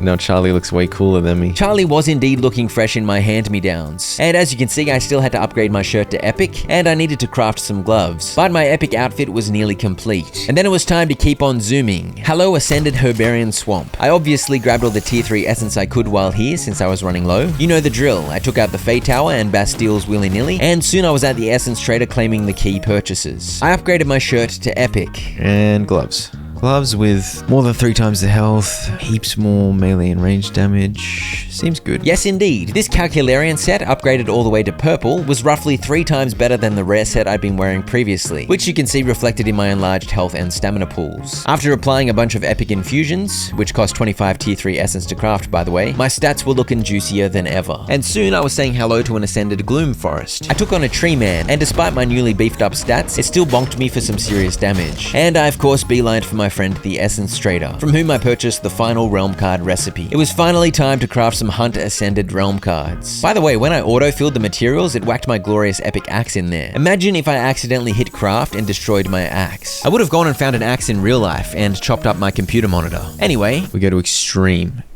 Level 220. My goal here is to take out all 3 Ascended Hunt bosses at level 220. This could be a terrible idea. I took on the Fey Tower first, and it was rather dicey. As expected, the level 220 enemies were much harder than the level 160. Fortunately, there's always Big Charles with the revives, so I was able to use my usual Quake spam, plus get carried by Charlie strategy despite the increased difficulty. I hit up the trader, and there was yet another gear set available to purchase. Jaunty bicycle. Gotta do it. And cue the boss fight music. I couldn't seem to get a crit on the big boy's leg weak spots, so that was sad, but I chopped willy-nilly until I started taking some pretty big damage, at which point I resorted to shooting to stay mostly clear of any serious harm. These wisps it kept summoning were rather annoying, but were easily dispatched with some axe swings, and for some reason Puck appeared to judge me for my cowardly hit-and-run tactics. But after running halfway across the forest with the lumbering boss chasing me, I finally defeated the level 220 Elder Eaton. I investigated the Explorer's set, and it appeared to be a side grade to my Calcularian plan set, so I gave it a miss. I did go on a rampage crafting all the best combat charms I had though. This involved making these baubles and charm threads / twine / braids, and obviously crafting the charms at the enchanter's focus. I whacked the charms on my gear, 1 charm per item. 1 increased damage when flanking, 1 increased damage on stunned enemies, 1 gave me a chance to magically not expend ammo when firing, and another healed me when I got crits. I hoped these would make me that little bit stronger for the battles ahead. Yeah, I'm doing like 1,000 extra damage from behind. To be deleted, Gambler Hat. Ah, yet more perks of playing a preview build of the game. And cue the boss music. It's time for me to take on a level 220 Sun Giant. It started off well as I whipped out some big damage. But as you know, this fight has lots of spells that fly around, so I was soon on the defensive trying to avoid the barrage of magic. You know what, bro? I'll just go on top of this thing. Oh goodness. Obviously, I wasn't very good at avoiding being launched all over the place. And sadly, the umbrella let me down and I sprained my ankle. Bro, the umbrella is a bit janky sometimes. Now I'm dead. Now I'm dead. Oh, I didn't die. Looks like my larger health pool was doing some good work. I regularly cast recovery to top up my health, and I tried to get as many crits on the big fella as possible. And when the tornadoes came out, I had to spam recovery and even some potions just to stay alive. From this point, the fight dragged on a bit, because every time I finally got back into position to get some shots off, the cheeky fella called down another tornado on my head, so I was forced to retreat over and over at a slow pace, thanks to the sprained ankle. But eventually... Please. Oh, finally. Hey, what are you doing? Over in the Ascended Hunt Swamp, I found some poisonous ammo recipes for sale. And this felt like too little too late. Or perhaps making good use of this stuff will really come online in future updates to the game. But anyway, cue that boss music. And look at this rambunctious Humbabar. This Humbabar wasn't like those other Humbabars that I absolutely destroyed. This was the king of the Humbabar. And he started pushing me around. He also let loose a big poisonous fart. And he even made a tree fall on my head. I'd started the fight on unfavorable ground in the open swamp. So I retreated to this tower, and the fight became easier as I ran around it to avoid the big fella's ferocious swipes. Also, he kinda got stuck, because he's a big idiot. Though he did get unstuck eventually, and I was constantly fleeing to avoid the gaseous cloud and to heal up. Hello. Leave me alone, please. Some harpies appeared out of nowhere to torment me, and despite my polite request, this Grendel druid did not leave me alone. And so suddenly, it was much more difficult for me to hide and heal up. Oh gosh. I'm encumbered? What? Is Charlie dead somewhere? Charlie was not dead, and he did indeed carry this fight too. Also, I was randomly encumbered as I'd apparently picked up tons of wood during the chaos, so I extracted some of those so that I wasn't running like a slow idiot. These harpies are so annoying. Please. Dude, what? Not another harpy? Why? I thought the harpies had just randomly wandered over from somewhere else in the swamp, but they just kept reappearing, so I soon concluded the Humbabar must be summoning them, and so I did my best to ignore the pests so that I could finish off the big boy. Bro, a harpy's own. It didn't work out very well, but eventually I got a few final shots off at the silly Humbabar stuck against a pillar, and victory was mine. Okay. Yeah, they were his summons. Bro, no wonder. Holy crap. I only needed like 5 revives from Charlie. It's fine. Easy win. And now I defeated the apex creatures at the highest level in the hardest realms. And so, it was time for a change of pace. I decided to build my house using the Tudor set. And it's just as well I'd been constantly crafting lumber, bricks, and beams over the last 10 plus hours of gameplay because this was an expensive endeavor. Here's the bottom floor coming into being. Here's me choosing which stairs to use. Here's the upper floor being placed. Here's when I decided it would be nice to have a porch type deal out front. And here's when I decided to make said porch even bigger, wrapping around the left side of the house. And I'm not sure why I built this so close to the portal. I think it was because the land was flat there. Oh well. Here I am trying to figure out the roof situation, and I was pleased there were the right pieces available to make this all fit together. Looking pretty good, except the roof wasn't finished because I ran out of shingles. Look at this, I put 2 rocking chairs on the porch, and I deleted one. I guess one was enough. And here I go, deleting and replacing the roof because I stuffed something up. I really shouldn't have made it right next to the portal. It's kind of weird. I decided it needed a side door with a little porch too, so in that went. I mean, it looks pretty cool from the back. If we ignore the fact that it's a little too buddy-buddy with the portal there, that is a mighty fine house. I couldn't be bothered properly filling in the interior. I would have had to farm a bunch more materials, but I was at least able to set up a bit of a blueprint of what a decorated interior would perhaps look like. That is a fancy table. Yeah, so you do something like that, you need to fill it up even more. But you know what? This little hut, jam-packed with crap, served me fine, so... I'd love to be able to show you me in my gremlin mode, building a fully decorated and optimized house plus crafting area, but now that I progressed right to the end of the game, I just had no motivation to do that, since I really didn't have that much more to do. But I did enjoy building this house. Next, it was time to mop up my unfinished quests. I need Fen Bass oil, so this is what I'm doing. One orca. You wanna fish with me, bro? I finally did some fishing, because for one quest I did indeed need 8 fen bass oil. Therefore, I needed to catch fen bass with which to make the oil. I soon had 8, so I moved on to turn in Danu's quest. She'd asked me to complete 5 bass deals of intellect, which I'd managed to do in my travels, and this silenced the face singing that was bothering her. But all she said was return when you find need of an old giant's wisdom. I thought you would give me a follow-up quest. Is that a dog? What the heck? Danu's got a Dachshund. Got a pet sausage dog. No! I guess I'm going back and catching more. Turns out you need 2 fen bass for every 1 fen bass oil, so I had 8 more fish to catch. Not red-eye bass, fen bass.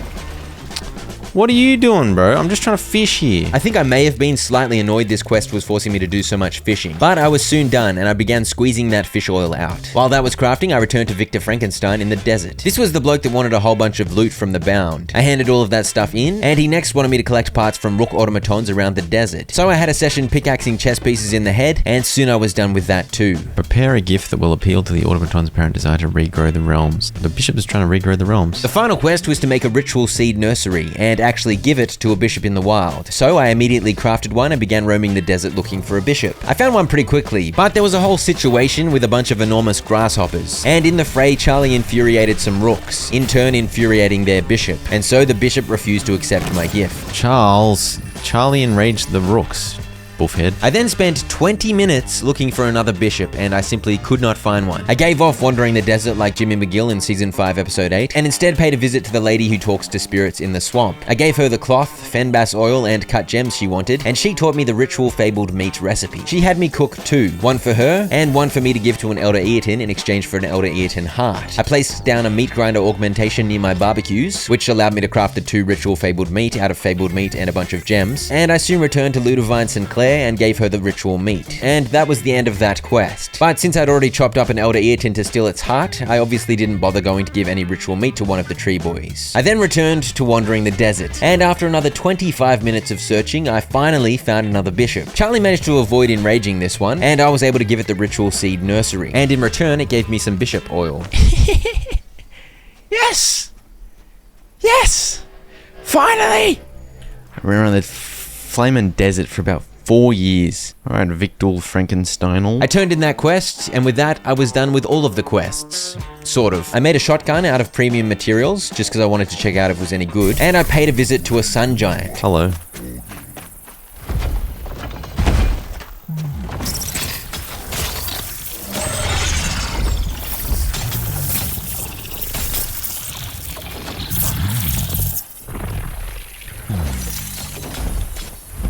What the heck? Bro, is Charlie just attacking his foot?